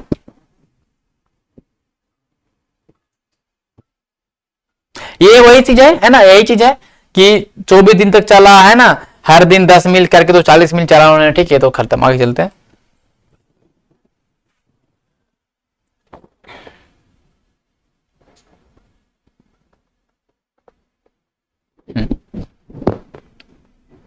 ओके, ध्यान रखिएगा, ठीक है। अभी और भी चीजें हैं इस आंदोलन का। तो ठीक है, विरोध हो रहा है नमक कानून को लेके, नमक कानून को तोड़ रहे हैं लोग। और इस आंदोलन में बहुत सारे क्षेत्र में चौकीदारी टैक्स था। चौकीदारी टैक्स इट मींस था, अब बात को समझ, चौकीदारी टैक्स क्या था कि जो गांव के जमींदार थे, उनको पूरे गांव का जमीन उनके पास था, है ना, उनके पास गांव का पूरा जमीन था। और वो जमीन किसानों को देते, उसकी खेती करवाते थे, और किसानों से वो रेवेन्यू वसूलते थे, क्योंकि अंग्रेज चाहते नहीं थे कि हम गांव गांव जाएं और सबसे रेवेन्यू वसूले। अंग्रेज कितना चलाके, वो चाहता ही नहीं था कि हम हर गांव में जाएंगे और हम सबसे मांगेंगे, अरे तुम दो इतना, तुम दो इतना। उन्होंने बोला कि क्या करें, उसने बोला कि गांव में गया, कोई आदमी जो मेन आदमी था उसको उठाया, बोला तुम जमींदार हो। वो आदमी खुश, अरे यार हमको तो जमीन मिल रहा है पूरा, हम तो मालिक है गांव के। बोला ठीक है, पहले सुन लो ध्यान से, तुम इस क्षेत्र के जमींदार हो, तुमको सारा जमीन तुम्हारे अंडर में है, तुम खेती कराओ जो कराना है, लेकिन सब तू वसूलेगा, किससे कितना लेना है सब तुमको वसूलना, सब टेंशन तुम्हारा है, यू आर एजेंट, तुम एजेंट हो, है ना। फिर भी जमींदार खुश है, कह रहे हमको तो पूरा सब कुछ मिल चुका है। और वो जमींदार जो थे ना, वो कहते थे कि हम चौकीदार हैं, हम आपके जमीन का रक्षक हैं, हम आपके गांव का रक्षक हैं, तो हमें भी एक टैक्स दो, चौकीदारी टैक्स। तो चौकीदारी टैक्स को लोगों ने देना मना किया। इस असहयोग आंदोलन के समय में बहुत सारे क्षेत्रों में, जैसे बिहार है, वहां पे लोगों ने चौकीदारी टैक्स देने से मना कर दिया, है ना, चौकीदारी टैक्स देने से मना कर दिया। ठीक, इस बात को ध्यान में रखिएगा। जो भी फॉरेस्ट लॉ थे, जो भी जंगल में जो कानून बना हुआ था, वन कानून, लोगों ने उसको भी तोड़ना स्टार्ट कर दिया, ये भी आपको ध्यान में रखिएगा। और यही हुआ कि इस घटनाओं से ये इतना घटना हो रहा है, तो जो औपनिवेशिक सरकार है, जो है ना, कांग्रेसी नेताओं को गिरफ्तार करना स्टार्ट कर दिया, है ना। बहुत सारे स्थानों पर हिंसक टकराव हुए। अप्रैल 1930 में जब गांधी जी के समर्पित साथी खान अब्दुल गफ्फार खान, जिसको सीमांत गांधी बोलते हैं सिंध वाला एरिया में, है ना, उसको गिरफ्तार कर लिया, है ना। लोग गुस्सा हो गए, लोग बहुत सारे पुलिस की गोलियों का सामना करते सड़क पे उतर गए, बहुत सारे लोग आए हैं ना, बहुत सारे लोग मारे भी गए। महात्मा गांधी को भी गिरफ्तार कर लिया गया। और जब महात्मा गांधी को गिरफ्तार कर लिया गया, तो सोलापुर, महाराष्ट्र में जगह है ना सोलापुर के औद्योगिक मजदूरों ने, जो इंडस्ट्री में जो काम कर रहे थे मजदूर, है ना, अंग्रेजी शासन का प्रतीक, जो अंग्रेजी शासन को डिनोट कर रहा था, जैसे अंग्रेजों का झंडा है ना, अंग्रेजों का झंडा हो गया, अंग्रेजों का पुलिस चौकी हो गया, नगरपालिका भवन हो गया, तो सब तोड़फोड़ कर दिया, है ना, सब तोड़फोड़ कर दिया, है ना। लेकिन फिर भी जो सरकार जो डर चुकी थी, उसने निर्मम दमन का रास्ता अपनाया, शांतिपूर्ण सत्याग्रहियों पर हमला किए, औरतों बच्चों को मारा पीटा, लगभग 1 लाख लोग गिरफ्तार हुए। महात्मा गांधी ने एक बार फिर आंदोलन वापस ले लिया। 5 मार्च 1931 को उन्होंने गांधी इरविन के साथ एक समझौते पर दस्तखत कर दिए, और गांधी इरविन समझौते के जरिए गांधी जी ने लंदन में होने वाले दूसरे गोलमेज सम्मेलन में हिस्सा लेने पर सहमति व्यक्त कर दी। मतलब बात यह हुआ कि जब ये हुआ ना, जब तो मैंने बोला क्या बोला कि कितना बड़ा भी आंदोलन हो जाएगा, अंग्रेज चाहेगा कि दब जाए। पहले तो मारपीट करेगा, मारपीट से नहीं दबेगा, बहुत उपाय अपनाएगा, है ना। तो उसने क्या किया कि गांधी जी को कुछ बोला कि ठीक है मान लेंगे, अपना ऐसा करो कि गोलमेज सम्मेलन होने वाला, हर साल गोलमेज सम्मेलन होता था, मैं तो उस समय, है ना, 3 ही हुए। तो बोला कि गोलमेज सम्मेलन में भाग लीजिए, आप एक समझौता हम दोनों में साइन कर लेते हैं। उसको गांधी ने समझा, बोला गोलमेज सम्मेलन में भाग लीजिए, आपकी जो मांगे होंगी पूरी होगी, है ना, आपकी जो मांगे होंगी जो पूरी होगी। और सेकेंड गोलमेज सम्मेलन में गांधी जी हिस्सा लिए थे। आप बात को समझिएगा कि गांधी जी ओनली एक सम्मेलन में भाग लिया, वो था सेकेंड गोलमेज सम्मेलन। अब कभी कभी आता है, जैसे तेज बहादुर सप्रू हो गए, है ना, एम.आर. जायकर हो गए, भीमराव अंबेडकर हो गए, ये जो थे ना, वो तीनों गोलमेज सम्मेलन में भाग लिए थे, है ना। इस बात को आपको याद रखना है। गोलमेज सम्मेलन बेसिकली उसमें अलग अलग नेता, अलग अलग लोग बैठते थे, प्रतिनिधि बैठते थे और लंदन में, और वहां पे डिसाइड होता था, वहां पे मांग था उसको, मतलब कहने का मतलब वहां पे डिस्कस होता था। ठीक है, इस बात को समझिएगा। ठीक है, चलते हैं आगे।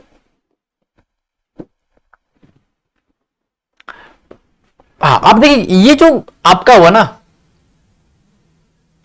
ये जो गांधी इरविन समझौता में बोला, गांधी जी ने बोला कि जितना भी आप पॉलिटिकल प्रिजनर्स को आपने कैद किया है उसको पहले रिहा करो, है ना।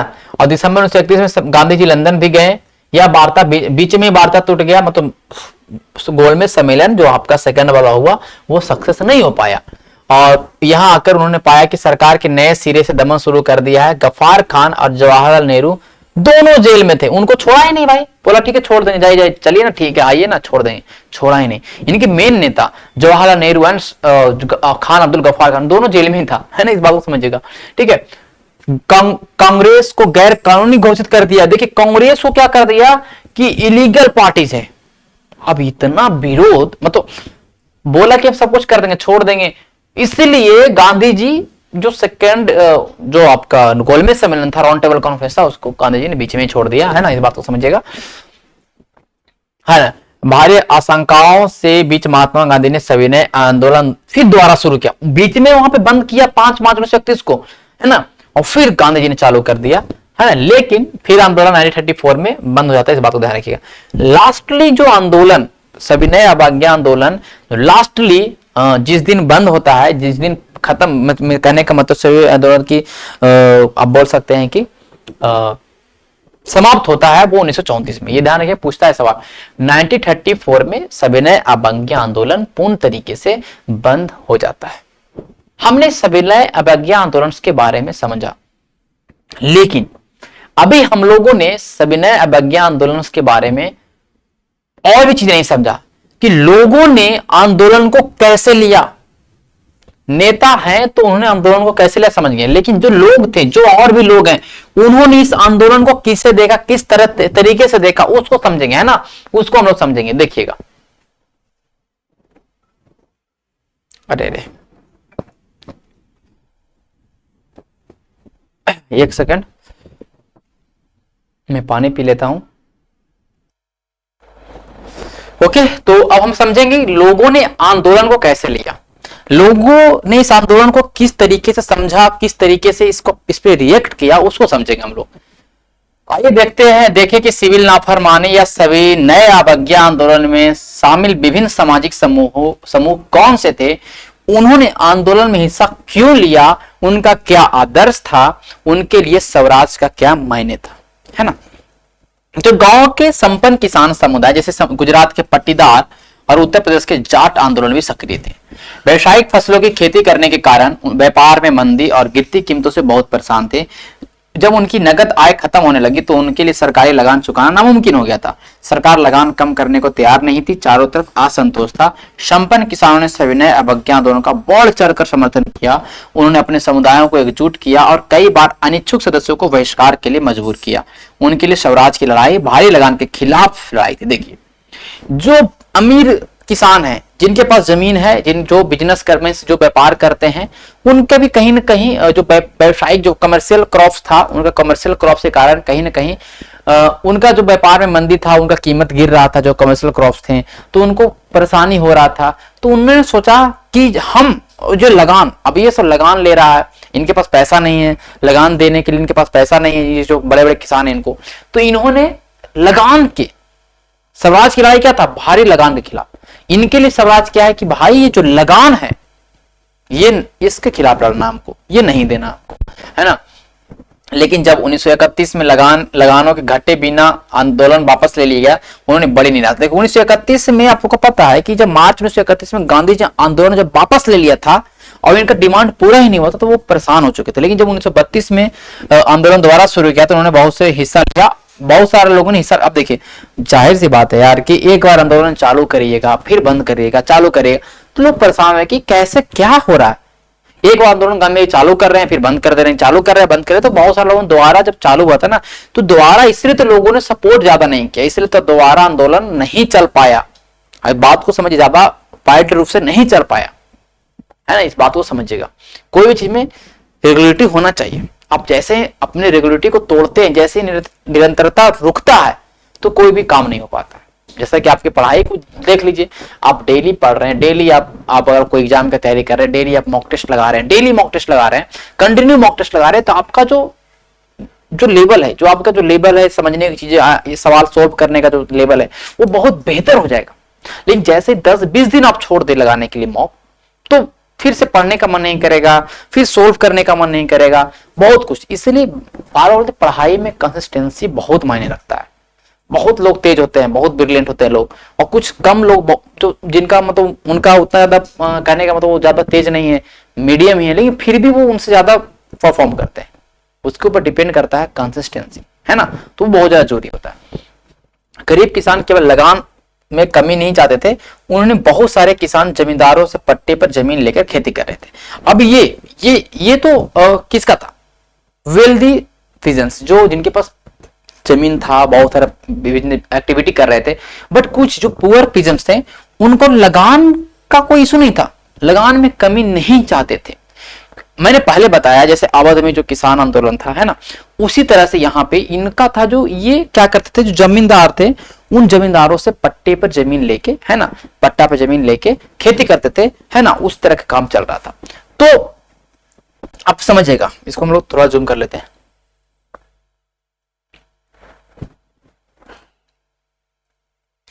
है ना। अब देखिए कह रहा है कि महामंदी लंबी खींची और नगद आमदनी गिरने लगी तो छोटे पट्टेदारों के लिए जमीन का किराया चुकाना भी मुश्किल है। अब जाहिर सी बात है, जो ग्रेट इकोनॉमिक डिप्रेशन 1929 वाला है उससे बहुत सारे इफेक्ट हुआ है ना, बहुत लंबा चल रहा है आंदोलन, लंबा चल रहा है वो जो उसका प्रभाव है मंदी का लंबा चल रहा था। तो जो छोटे पट्टेदार थे उनका ये हो गया। अब देखिए पट्टा मतलब क्या हुआ कि ये जमीन है बहुत बड़ा, है ना, किसी जमींदार का, है ना, ये इस जमीन का छोटा सा पार्ट है, छोटा सा टुकड़ा, थोड़ा अलग अलग टुकड़ा अलग अलग किसानों को दे दिया एक रेंट पे। पट्टा मींस रेंट होता है ना, रेंट पे। एक इनको हर साल एक रेंट देना पड़ता था। अब इसमें उपज ही नहीं हो रहा, उसका जो भी उपज हो रहा है वो बिक ही नहीं रहा है मार्केट में, क्योंकि मार्केट कोलैप्स हो चुका है, सब कुछ कोलैप्स हो चुका है। तो इनको इनका रेंट दे पाना मुश्किल है ना, इनका रेंट दे पाना मुश्किल है। इसीलिए समझिएगा, वे चाहते थे कि उन्हें जमींदारों को जो भाड़ा चुकाना था उसे माफ कर दिया जाए। इसके लिए उन्होंने कई रेडिकल आंदोलनों में हिस्सा लिया, जिनका नेतृत्व अक्सर समाजवादियों और कम्युनिस्टों के हाथों में होता था। रेडिकल्स लिबरल सब हम लोग समझ चुके हैं ना, कंजर्वेटिव कौन होते हैं, रेडिकल्स कौन होते हैं, लिबरल्स कौन होते हैं। लिबरल्स जो बहुत ज्यादा परिवर्तन चाहते हैं, जो व्यवस्था है उसको तुम चेंज कर दो, दैट इज लिबरल। रेडिकल थोड़ा सा उस तरह के है कि नहीं, थोड़ा थोड़ा परिवर्तन होना चाहिए, मतलब परिवर्तन होना चाहिए, थोड़ा होना चाहिए।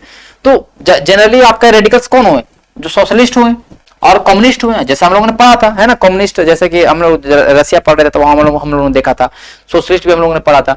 अमीर किसानों और जमींदारों की नाराजगी के भय से कांग्रेस भाड़ा विरोधी आंदोलन को समर्थन देने में पराया हिचकिचाती थी।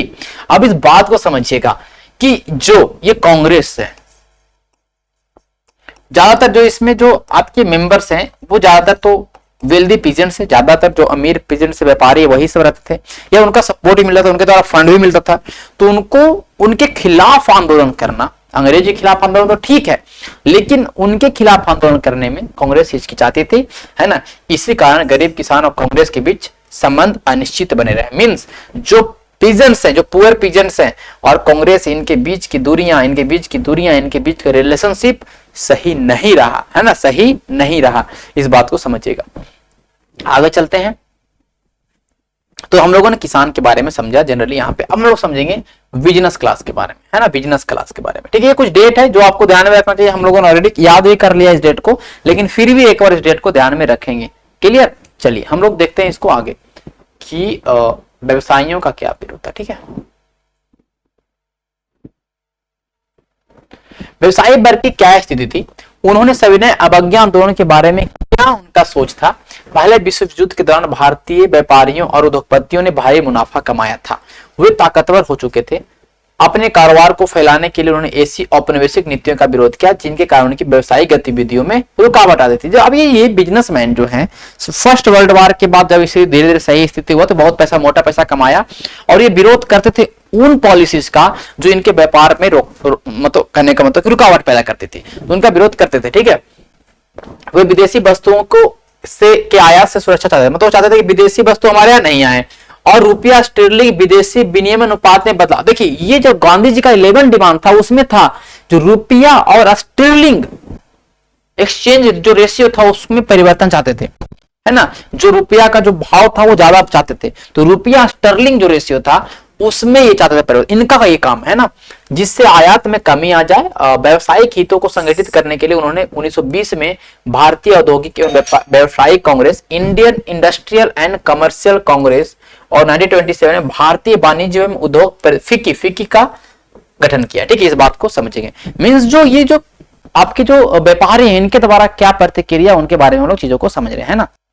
ओके, तो अब इसको समझ रहे हैं हम लोग क्या कह रहा है कि जो भी व्यवसायिक हितों के लिए, मतलब उनको था कि जो आपका कमर्शियल इंटरेस्ट के लिए जो व्यापारी थे उन्होंने अपने हितों के लिए दो संगठनों का स्थापना किया। तो 1920 में उन्होंने भारतीय औद्योगिक एवं व्यवसायिक कांग्रेस, है ना, ध्यान रखें क्या लिखा हुआ, Indian industrial and commercial Congress 1920 में इसका स्थापना हुआ। ये ध्यान में रखिएगा, उनसे डेट पूछ सकता है, क्योंकि एनसीईआरटी सवाल यही सब उठता है फिर बात को यही सवाल उठता है। तो क्या है, एक तो नाम मैं आपको लिख देता हूं, ठीक है, जब लिखूंगा तभी आप समझिएगा, मुझे पता। इंडियन इंडस्ट्रियल कमर्शियल कांग्रेस, इसका गठन 1920 में हुआ। और फिक्की, फिक्की तो सबको पता है ना, फिक्की फिक्की फिक्की का गठन 1927 में हुआ।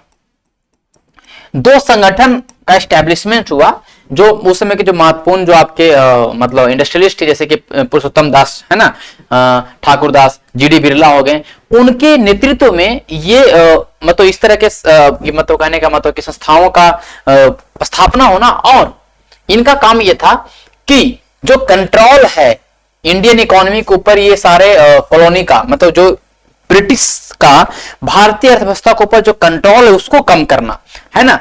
और ध्यान में रखना, ये ध्यान रखिएगा कि इसे इन्होंने सिविल डिसोबीडियंस मूवमेंट्स को सपोर्ट किया। जब पहली बार जब लॉन्च स्टार्टिंग में जब 1930 में लॉन्च हुआ सविनय अवज्ञा आंदोलन, तब इन्होंने सपोर्ट किया उस आंदोलन का, साथ में पैसा भी दिया, फाइनेंशियल असिस्टेंस भी प्रोवाइड किया है ना इस आंदोलन में उन्होंने।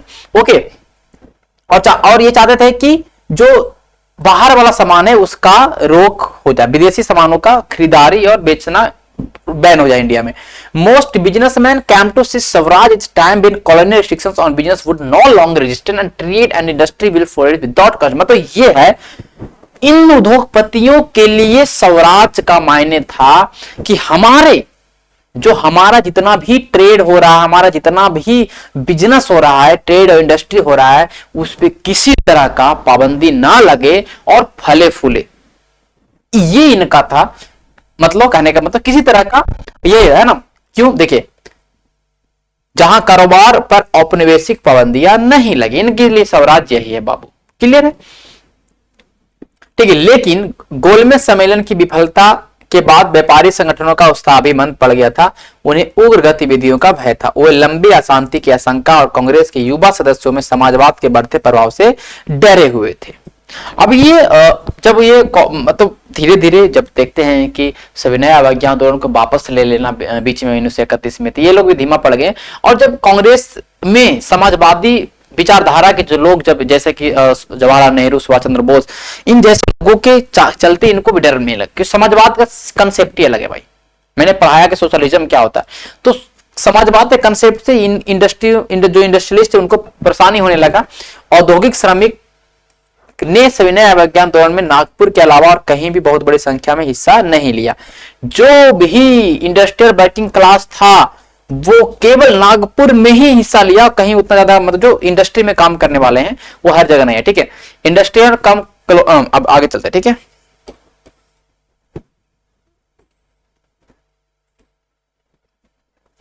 देखिएगा,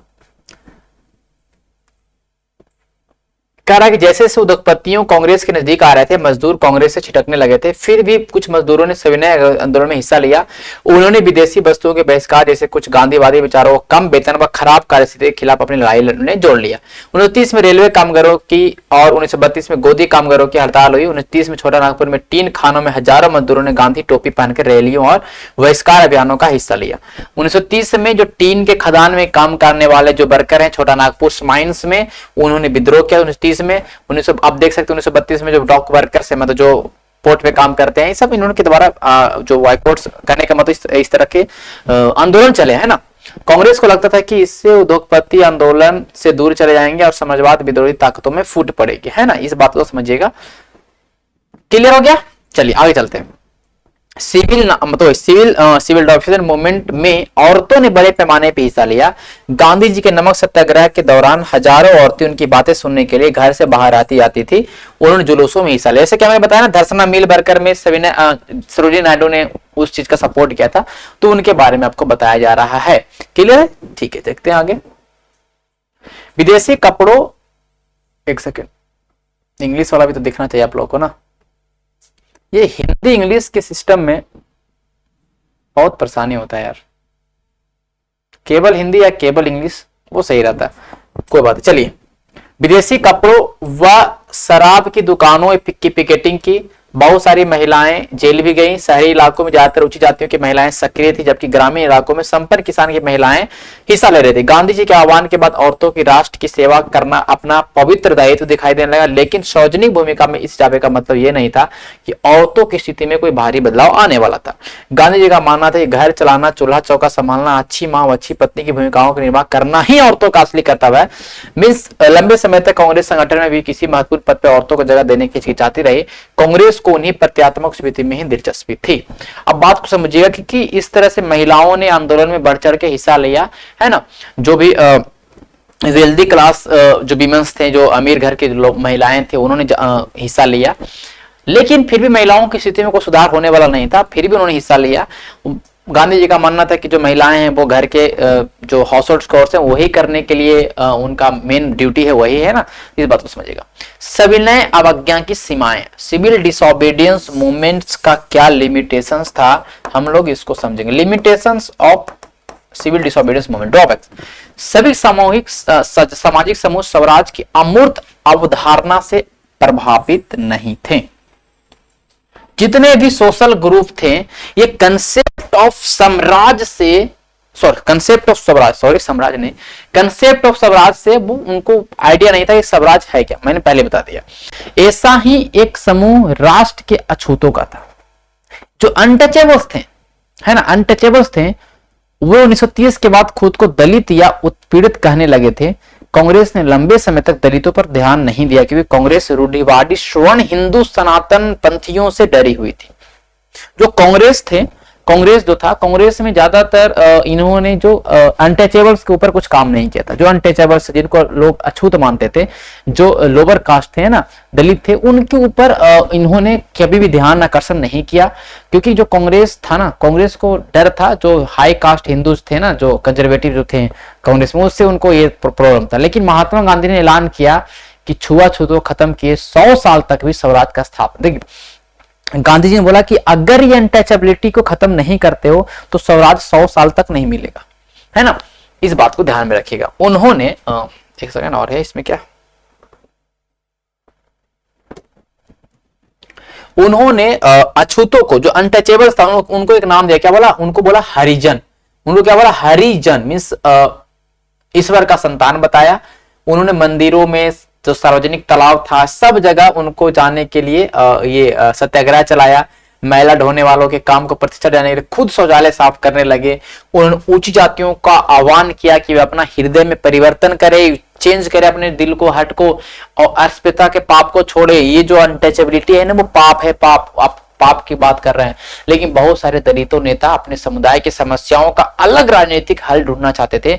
वे खुद को चाहते थे कि संगठित कर ले। उन्होंने शिक्षा संस्थानों में आरक्षण के लिए आवाज उठाई और अलग निर्वाचन क्षेत्रों की, जो सेपरेट इलेक्टोरेट की बात किया, है ना। वो चाहते थे कि हमको भी हायर एजुकेशन दिया जाए और साथ ही साथ हम लोगों को सेपरेट इलेक्टोरेट दिया जाए, जैसे मुस्लिमों को दिया गया है ना, सांप्रदायिक निर्वाचन। जो आपका था ना कि अगर एक कोई क्षेत्र में अगर मुस्लिम है, ज्यादा मुस्लिम अगर उस एरिया में है तो मुस्लिम ही खड़ा होगा और मुस्लिम ही केवल वोट देंगे, हिंदू वोट देगा ही नहीं, तो हिंदू कुछ पावर ही नहीं रहेगा। मतलब वो आपका सांप्रदायिक जो निर्वाचन था 1919 में स्टार्ट हुआ था, सर 1909 में, तो उसके बारे में बताया जा रहा है, ठीक है। तो वो बोला कि हमारे लिए भी सेपरेट इलेक्टोरेट दिया जाए, इस बात को समझिएगा, ठीक है। अभी आगे चलते हम लोग। अलग निर्वाचन क्षेत्रों की बात कही ताकि वहां से विधायी परिषदों में केवल दलितों को ही चुनकर भेजा जाना जा सके। उनका मानना था कि उनकी सामाजिक अपंगता केवल राजनीतिक सशक्तिकरण से ही, बोला कि जो समाज में हमारी स्थिति है ना, वो राजनीति में अगर हम लोग एंट्री लेंगे तभी हमारी स्थिति सुधर सकती है। अब इस बात को समझिएगा, ठीक है। इसलिए सविनय अवज्ञा आंदोलन में दलितों की हिस्सेदारी काफी सीमित, लिमिटेड, मतलब ज्यादा नहीं लोग भाग लिए। महाराष्ट्र और नागपुर क्षेत्र में यह खास तौर से दिखाई देती, जहां उनके संगठन काफी मौजूद थे, मतलब वहां पे इन लोगों ने हिस्सा नहीं लिया। डॉक्टर अंबेडकर ने 1930 में दलितों को दमित वर्ग, डिप्रेस्ड क्लास में संगठित किया। 1930 में दलितों के लिए अलग निर्वाचन क्षेत्र में सवाल पे दूसरे गोलमेज सम्मेलन में महात्मा गांधी के साथ उनका काफी विवाद हुआ। क्योंकि देखिए जो गोलमेज सम्मेलन जब हुआ ना, तो वहां पे आपके भीमराव अम्बेडकर भी गए थे। तो जो ये सेपरेट इलेक्टोरेट का जब बात इन्होंने उठाया तो गांधी जी बोले नहीं, सेपरेट इलेक्टोरेट नहीं होगा, पहले ऑलरेडी मुस्लिम के लिए अलग से निर्वाचन जो पत्ती स्टार्ट किया गया है, तो हम अपने देश में हर एक मतलब कहने का मतलब हुआ ना कि सबको नहीं बांटेंगे, सबके लिए सेपरेट इलेक्टोरेट हो जाएगा तो गलत चीज है, पूरा विभाजन हो जाएगा, तो वो नहीं चाहते थे, ठीक है, उस चीज को वो नहीं चाहते थे। इस बात को हम लोग को ध्यान में रखेंगे, ठीक है। इसलिए आप समझिएगा बात को। अब 1930 में 1930 में क्या बनाया गया है? Depress class association, depress class association. Depress class association का गठन 1930 में किसके द्वारा किया गया? बी आर अंबेडकर, याद रखिए, ठीक है, भाई बी आर अम्बेडकर। ये इसको चीज को आपको ध्यान में रखना है, ठीक है। हरिजन कैंपेन होगा तो गांधी जी आएंगे, ठीक है। इस चीज को ऑल इंडिया एंटी अनटचेबिलिटी आएगा तब वो गांधी जी आएंगे। लेकिन यहां पे क्या है? डिप्रेस क्लास एसोसिएशन, और इसमें आपके बी आर अम्बेडकर याद रखना है, कभी भी कंफ्यूजन नहीं होना है, ठीक है। ऐसा नहीं कि फंस जाएगा, ठीक है। क्लियर हो गया? क्लियर, ठीक है। ये हो गया हमारा दलितों के लिए अलग से नियोजित क्षेत्रों के सवाल पे दूसरे गोलमेज सम्मेलन में गांधी जी के साथ इनका विवाद हुआ जब ब्रिटिश सरकार ने अम्बेडकर की मांग मान ली। देखिए, अब ये जो चाह रहे थे, इसका मांग था क्या? Separate electorate. भैया हम लोगों को भी सांप्रदायिक निर्वाचन का ये दिया जाए, है ना, इलेक्टोरेट दिया जाए। तो इसको अंग्रेजों ने माना और उसमें भेज दिया था। आप ध्यान में रखिए, अगर आपको याद होगा, ठीक है, एक सेकंड, क्या हुआ भुला गया मैं, एक सेकंड में यहाँ पे लिखा होगा, ठीक है, ठीक है। अम्बेडकर की मांग ली, गांधी आंदोलन में बैठ गए। मुझे ध्यान में नहीं आ रहा क्या था नाम, मैं भूल रहा हूँ। अरे यार क्या था, एक सेकंड मैं चेक कर लूं। हाँ, communal award, sorry, communal award, ठीक है। तो कॉमनल अवार्ड आया था, ठीक है, रैमजे मैकडोनाल्ड के समय कॉमनल अवार्ड आया था। कॉमनल अवार्ड 1932 आया था, जिसके तहत इनको सेपरेट इलेक्टोरेट दिया जाने की व्यवस्था कर दी गई, ठीक है। रैमजे मैकडोनाल्ड के द्वारा कॉमनल सांप्रदायिक परिचाट कुछ बोलते हैं हिंदी में, है ना, कॉमनल अवार्ड 1932 आया था। तो गांधी जी ना इस चीज को देखे, कह रहे ये तो गलत चीज हो रहा, अंग्रेज तो ये क्या कर रहे हैं। तो गांधी जी आमरण अनशन पे बैठ गए थे। इस बात में गांधी जी आमरण अनशन पे बैठ गए थे, है ना। और गांधी जी नहीं चाहते थे कि सेपरेट इलेक्टोरेट सब लोगों को मिल जाए, ये तो गलत चीज है। इसीलिए गांधी जी ने जब तक मतलब फास्ट अनटू डेथ, आमरण अनशन मतलब समझ रहे हैं कि जब तक मरेंगे नहीं, जब तक के रहेगा, मर जाएंगे तभी खत्म होगा मेरा अनशन, मतलब ये ऐसा है ना, 1932 में किया। तब जाके पूना पैक्ट, पूना समझौता गठित किया, मतलब पूना जहां ध्यान रखिएगा, पूना में गांधी जी और आपके भीमराव अंबेडकर ये दोनों मिलके पूना पैक्ट पे हस्ताक्षर करते हैं। इस बात को समझिएगा, ठीक है। गांधी जी वहां पे यरबदा जेल में थे, ठीक है, गांधी जी यरबदा जेल में थे। तो पूना पैक्ट सितंबर 1932 में, पूना पैक्ट सितंबर 1932 में गांधी जी और बी आर अम्बेडकर के द्वारा साइन किया गया, है ना। इस बात को समझिएगा, ठीक है। इसमें कुछ लोग थे, है ना, इसमें कुछ लोग थे जैसे कि मदन मोहन मालवीय हैं, इनके द्वारा इस मतलब कहने का समझो। अब यहाँ पे मैं बता दूं, आखिरकार अम्बेडकर ने गांधी जी की राय मान ली और सितंबर 1932 में पूना पैक्ट पे हस्ताक्षर किया। इसमें दलित वर्गों को प्रांतीय व केंद्रीय विधान परिषद में, हाँ, ये सेपरेट इलेक्टोरेट तो नहीं मिला, लेकिन रिजर्वेशन मिल गया। कहां पे? जो काउंसिल था ना, जो प्रांतीय परिषद था ना, केंद्रीय और मतलब दोनों, सेंट्रल लेजिस्लेटिव जो काउंसिल था और जो प्रोविंशियल काउंसिल था, वहां पे उनके लिए रिजर्व सीट मिल गया था, है ना। इस बात को ध्यान रखें। लेकिन जो इलेक्शन होगा जनरल ही इलेक्शन होगा, इस बात को समझिएगा। फिर भी दलित आंदोलन कांग्रेस के नेतृत्व में चल रहे राष्ट्रीय आंदोलन की को शंका की दृष्टि से देखता ही गया। इस चीज को हम लोग समझेंगे कि सेपरेट इलेक्टोरेट ऑलरेडी जब अंग्रेजों ने दे दिया, लेकिन गांधी जी ने उसका विरोध किया और गांधी जी ने नहीं माना उस बात को। फिर गांधी जी आमरण अनशन पर चले गए यरबदा जेल में। फिर हालांकि लोगों के द्वारा मनाया गया और फिर दोनों के बीच में साइन हुआ। तो साइन होने के बाद हमारा आउटकम क्या निकला कि सेपरेट इलेक्टोरेट को खत्म कर दिया गया और रिजर्वेशन दे दिया गया उनको। दोनों जो काउंसिल के सीट थे वहां पे रिजर्वेशन दे दिया गया। इस बात को हम लोग ध्यान में रखेंगे, ठीक है। ये बहुत महत्वपूर्ण है। क्लियर, चलते आगे। हम लोगों ने क्लास 8 में सब कुछ कवर किया यार, एक एक चीज, तो यहाँ पे मुझे पढ़ने की जरूरत नहीं है। फिर भी मैं आपको बता रहा हूं दोबारा, तो अलग बात है। एक बार आप लोगों ने एनसीईआरटी सही तरीके से कर लिया तो आपका कंसेप्ट भी डेवलप हो जाएगा बहुत अच्छे तरीके से। कोई भी चीज पूछेगा तो उसमें लिख सकते हैं अच्छे तरीके से, साथ ही साथ जो भी सवाल बनाने वाला नया नया सवाल होगा वहां से बन जाएगा। इस बात को ध्यान रखिए, इससे एनसीईआरटी पढ़ो, कोई टाइम नहीं जाएगा, 2-3 महीना में एनसीईआरटी पूरा चटनी हो जाएगा। जैसा कि आप देख सकते हैं कि मैं जितना क्लास ले रहा हूं उतना क्लास भी अगर आप कर लोगे डेली 2 घंटा तो अभी आपका खत्म हो जाएगा। हालांकि थोड़ा सा क्लास मेरा डेली नहीं आता है, उसके पीछे थोड़ा सा कुछ रीजन भी है, टाइम नहीं मिल पाता है, लेकिन मैं एनसीईआरटी पूरा खत्म कराऊंगा, मैंने अब प्रॉमिस किया है। तो क्लास 6 से लेकर क्लास 12 तक पूरा सब्जेक्ट कवर कराऊंगा, पूरा सब्जेक्ट मतलब इकोनॉमिक्स हो, पॉलिटी हो, ज्योग्राफी हो, सब खत्म कराएंगे, साइंस हो, सब खत्म कराएंगे बहुत अच्छे तरीके से। ऐसा नहीं कि कुछ भी पढ़ रहे हैं, इतना बेहतरीन तरीके से नोट्स मेकिंग के साथ में कराऊंगा कि आप बिलीव नहीं करोगे। आप उसको अगर सही तरीके से समझ लिए ना तो सब कुछ बना दोगे। भारत में कुछ मुस्लिम राजनीतिक संगठन ने सविनय कोई ये मतलब जो आपके कुछ मुस्लिम जो आपके पॉलिटिकल पार्टी था उसने भी सविनय अवज्ञा आंदोलन को उतना खास उत्साह नहीं दिखाया। असहयोग खिलाफत आंदोलन के शांत पड़ जाने के बाद मुसलमानों का एक बहुत बड़ा तबका कांग्रेस से कटा हुआ महसूस करने लगा, क्योंकि खिलाफत आंदोलन जब वापस ले लिया गया था, असहयोग आंदोलन जब वापस ले लिया गया था, तभी से कुछ नहीं होने वाला गांधी जी से, तो ऐसा है। ठीक है, 1920 के दशक के बाद मध्य में कांग्रेस हिंदू महासभा जैसे हिंदू धार्मिक राष्ट्रवादी संगठनों के काफी करीब। मत देखिए 1920 के बाद क्या हुआ, कुछ हिंदू महासभा है ना, हिंदू महासभा जो एक संगठन था वो भी कांग्रेस के करीब था, तो फिर लगा क्या रही तो हिंदू वाला पार्टी हो गया, तो इसलिए उन लोग भी सपोर्ट नहीं कर रहे थे ना। इससे कई शहरों में हिंदू मुस्लिम सांप्रदायिक टकराव भी, दंगे भी हुए। हर दंगे के साथ दोनों समुदायों के बीच फासला बढ़ता गया। कांग्रेस और मुस्लिम लीग ने एक बार फिर गठबंधन का प्रयास किया। 1927 में ऐसा लगा था कि अब एकता स्थापित हो ही जाएगी। सबसे महत्वपूर्ण मतभेद भावी विधानसभा में प्रतिनिधि के सवाल पर थे। इस बात को समझिएगा, ठीक है। ये कोई काम करने आगे चलते हैं, जो महत्वपूर्ण चीजें उनको हम लोग कवर करेंगे, है ना।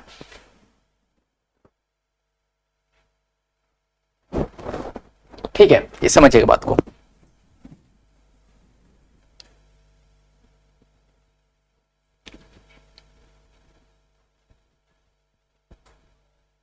देखिए एक नेता है मोहम्मद अली जीना, है ना। मोहम्मद अली जीना का कहना था कि अगर मुसलमानों को केंद्रीय सभा में आरक्षित सीटें दे दी जाए और मुस्लिम बहुल प्रांतों में मुसलमानों की आबादी के अनुपात में प्रतिनिधि दे दिया जाए तो मुसलमानों के लिए पृथक निर्वाचिका की मांग छोड़ने के लिए तैयार है। सेपरेट इलेक्टोरेट जब इन लोगों को मिला था, है ना, मुस्लिमों को जब सेपरेट इलेक्टोरेट जब मिला था 1909 में, तो गांधी जी उसका विरोध ही कर रहे थे।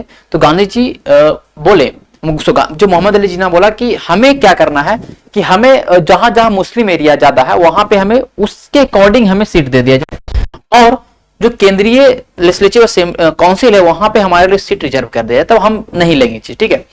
प्रतिनिधि के सवाल पर यह बहस मुबाहिसा ही चल रहा था। 1928 में आयोजित किए गए सर्वदलीय सम्मेलन में हिंदू महासभा के एमा जयकर ने इस समझौते के लिए किए जा रहे प्रयासों को खुलेआम निंदा शुरू कर दी, जिससे इस मुद्दे में समाधान की सारी संभावनाएं समाप्त हो गई। मतलब एम.आर. जयकर जो हिंदू महासभा के थे, उन्होंने बोल दिया ये सही नहीं है, ये गलत चीज है, ठीक है, ऐसा कुछ नहीं मिलेगा। तो जब हिंदू महासभा का एंट्री हो जाना कांग्रेस की तरफ से, तो कहीं ना कहीं हिंदू मुस्लिम वाला ये सिस्टम हो चुका है ना। जब सविनय अवज्ञा आंदोलन शुरू हुआ उस समय समुदायों के बीच संदेह और अविश्वास का माहौल बना हुआ था। कांग्रेस से कटे हुए मुसलमानों का बड़ा तबका किसी संयुक्त संघर्ष के लिए तैयार नहीं था। बहुत सारे मुस्लिम नेता और बुद्धिजीवी भारत के अल्पसंख्यकों के रूप में मुसलमानों की हैसियत को लेकर चिंता जता रहे थे। उनका भय था कि हिंदू बहुसंख्या के वर्चस्व की स्थिति में अल्पसंख्यकों की संस्कृति और पहचान खो जाएगी। मतलब जो है कि उनका जो अगर इनका डोमिनेंस बढ़ जाएगा हिंदू मेजोरिटी का, तो हमारी संस्कृति जो है हमारी माइनॉरिटीज का वो खत्म हो जाएगा। इस बात को समझिए, ठीक है। देखिए ये क्या है,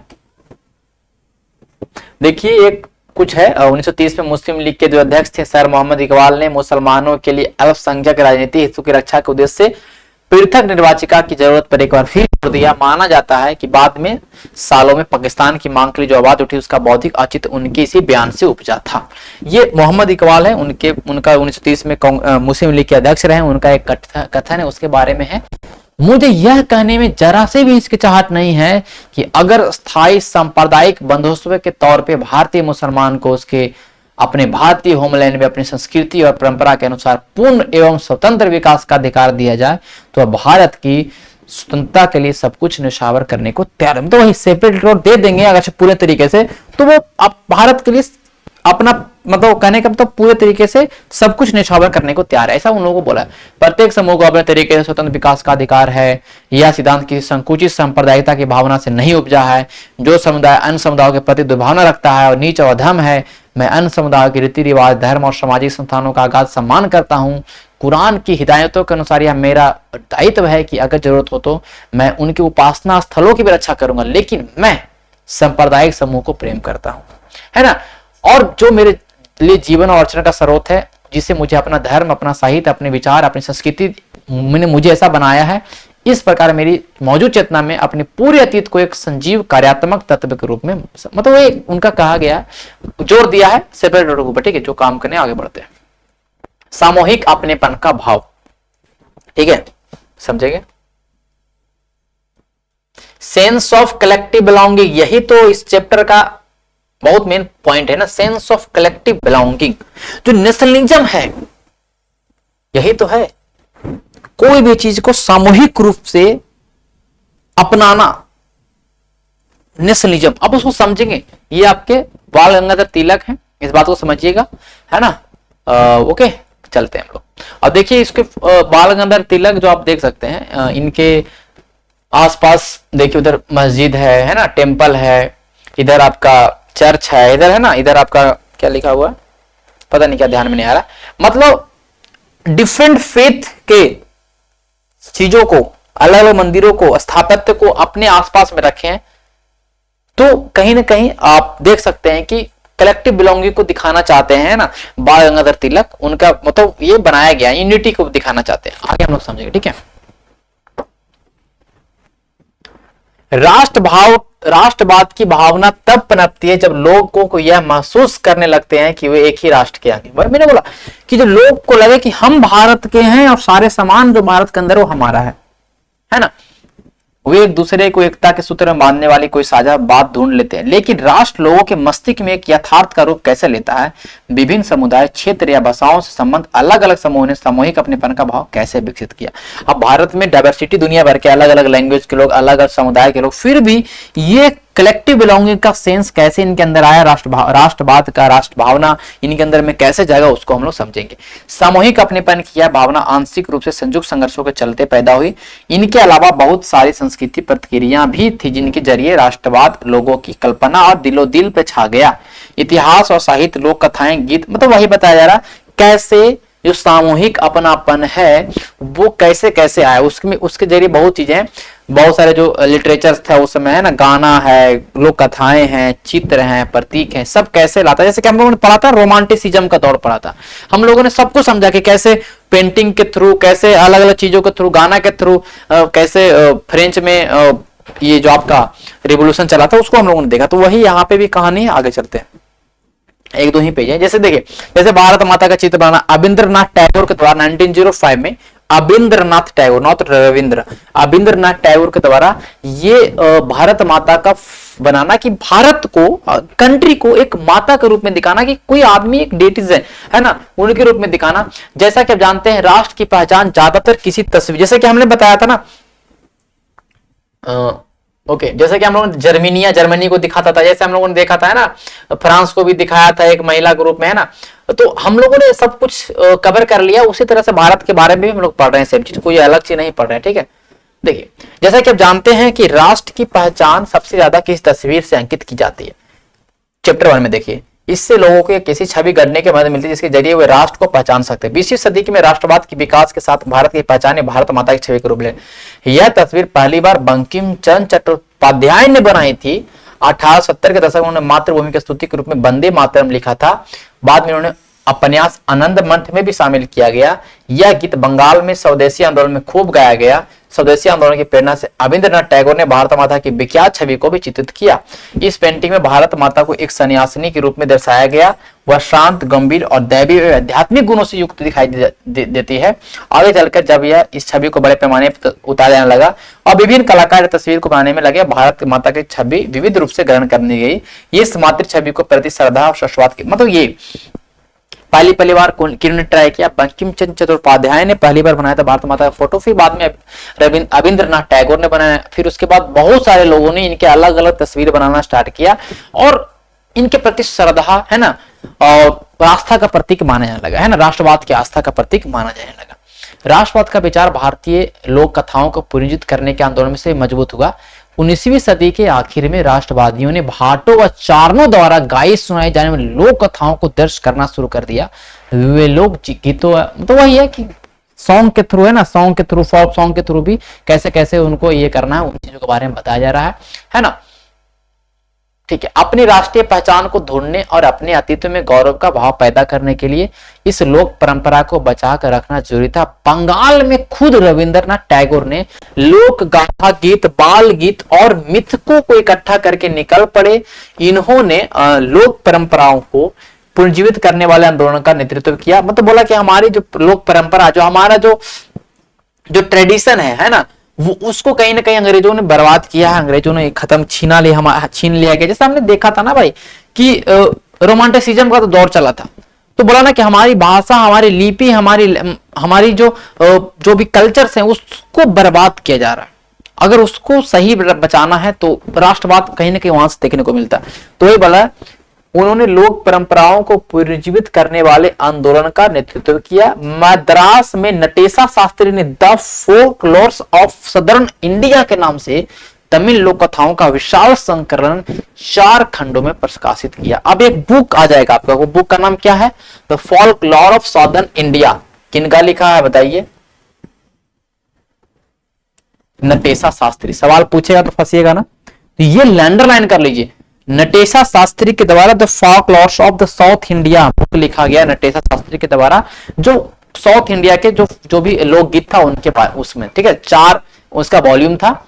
उनका मानना था कि लोक कथाएं राष्ट्रीय साहित्य होती है, यह लोगों के असली विचार और विशिष्टताओं की सबसे विश्वसनीय अभिव्यक्ति है। ठीक है, जैसे जैसे राष्ट्रीय आंदोलन आगे बढ़ा, राष्ट्रवादी नेता लोगों को एकजुट करने में, उनके राष्ट्रवाद की भावना भरने के लिए इस तरह के चिन्ह प्रतीक के बारे में ज्यादा जागरूक हो गए। देखिए, ये देखिए, figure of Bharat Mata is a contest to the one painted by Rabindranath Tagore here, इसे त्रिशूल है। देखिए कैसे कैसे बनाया गया ना, इस बात को समझिएगा। इसमें देखिए, बंगाल में स्वदेशी आंदोलन के दौरान हरा, पीला, लाल झंडा तैयार किया गया। इसे ब्रिटिश भारत के 8 प्रांतों का प्रतिनिधित्व करते कमल के 8 फूल और हिंदुओं और मुसलमानों के प्रति करते अर्धचंद्र दर्शाया गया। 1921 तक गांधी जी ने स्वराज का झंडा तैयार कर लिया था। वो यह भी तिरंगा सफेद, हरा, लाल था। इसके मध्य में गांधीवादी चरखे को जगह दी गई। मतलब कैसे कैसे झंडा के बारे में बताया जा रहा है। क्लियर है? चलिए, कोई बात नहीं। तो ये हम लोगों ने कवर कर लिया। इसमें कोई ऐसा कोई काम का चीज रहेगा तो हम लोग उसको समझेंगे, पढ़ेंगे। ठीक है, बुक्स आपके पास होगा तो बुक से पढ़ना भी जरूरी है, कोई बात नहीं। चलिए आगे चलते हैं। यहाँ पे कोई काम का चीज नहीं है और हम लोग कवर कर चुके हैं। लास्ट पेज है ना, लास्ट पेज हमारा आ चुका है कि भैया कंक्लूजन। कंक्लूजन क्या हुआ इस चैप्टर का? कंक्लूजन, अरे कहां चला गया? देखिएगा, अंग्रेज सरकार के खिलाफ बढ़ता गुस्सा विभिन्न भारतीय समूहों और वर्गों को स्वतंत्रता के साझा संघर्ष में खींच रहा था। महात्मा गांधी के नेतृत्व में कांग्रेस ने लोगों के असंतोष और परेशानियों को स्वतंत्रता के संगठित आंदोलन में समाहित करने का प्रयास किया। उन्होंने आंदोलन के जरिए पूरे देश के एकता को सूत्र में पिरोने का प्रयास किया। लेकिन जैसे ही हमने देखा, इन आंदोलन में हिस्सा लेने वाले विभिन्न समूह अलग अलग आकांक्षाओं और अपेक्षाओं के साथ हिस्सा, सबका अलग अलग मामला था ना। कोई लगान के लिए स्वराज चाहता है, कोई पट्टे के लिए, रेंट के लिए स्वराज चाहता है ना, कोई फॉरेस्ट लॉ के लिए स्वराज चाहता है। सबके लिए अलग अलग है, तो वही बताया जा रहा है। उनकी शिकायत बहुत व्यापक थी, इसलिए औपनिवेशिक शासन से मुक्ति का भी सबके लिए अपना अपना अर्थ था। कांग्रेस ने इस विभेदों को हल करने के लिए या सुनिश्चित करने के लिए हमेशा प्रयास किया कि एक समूह की मांगों के कारण कोई दूसरा समूह दूर न चला जाए। यही वजह थी कि आंदोलन के भीतर अक्सर बिखराव आ जाता था। कांग्रेस की सरगर्मियों और राष्ट्रीय एकता के शिखर को छूने के बाद बिखराव और आंतरिक टकराव के चरण आ जाते थे। संक्षेप में, जो राष्ट्र उभर रहा था वो औपनिवेशिक शासन से मुक्ति की चाह रखने वाली बहुत सारी आवाजों का पुंज था, है ना। इस बात को समझेंगे। इसके बाद क्विट इंडिया मूवमेंट आएगा 1942 वाला, है ना। ये है क्विट इंडिया मूवमेंट जो है ना 1492 वर्धा में, जो कांग्रेस का जो है ना कमिटी था, वर्धा कमेटी 1942 में, तो उन्होंने देखिए 14 जनवरी 1942 को कार्यकारिणी के कांग्रेस समिति ने भारत छोड़ो का प्रस्ताव पारित किया था, है ना। उसके बाद इस बात को हम लोग समझेंगे। यहाँ पे शायद नहीं है, ठीक है। तो हम लोगों ने जनरली आज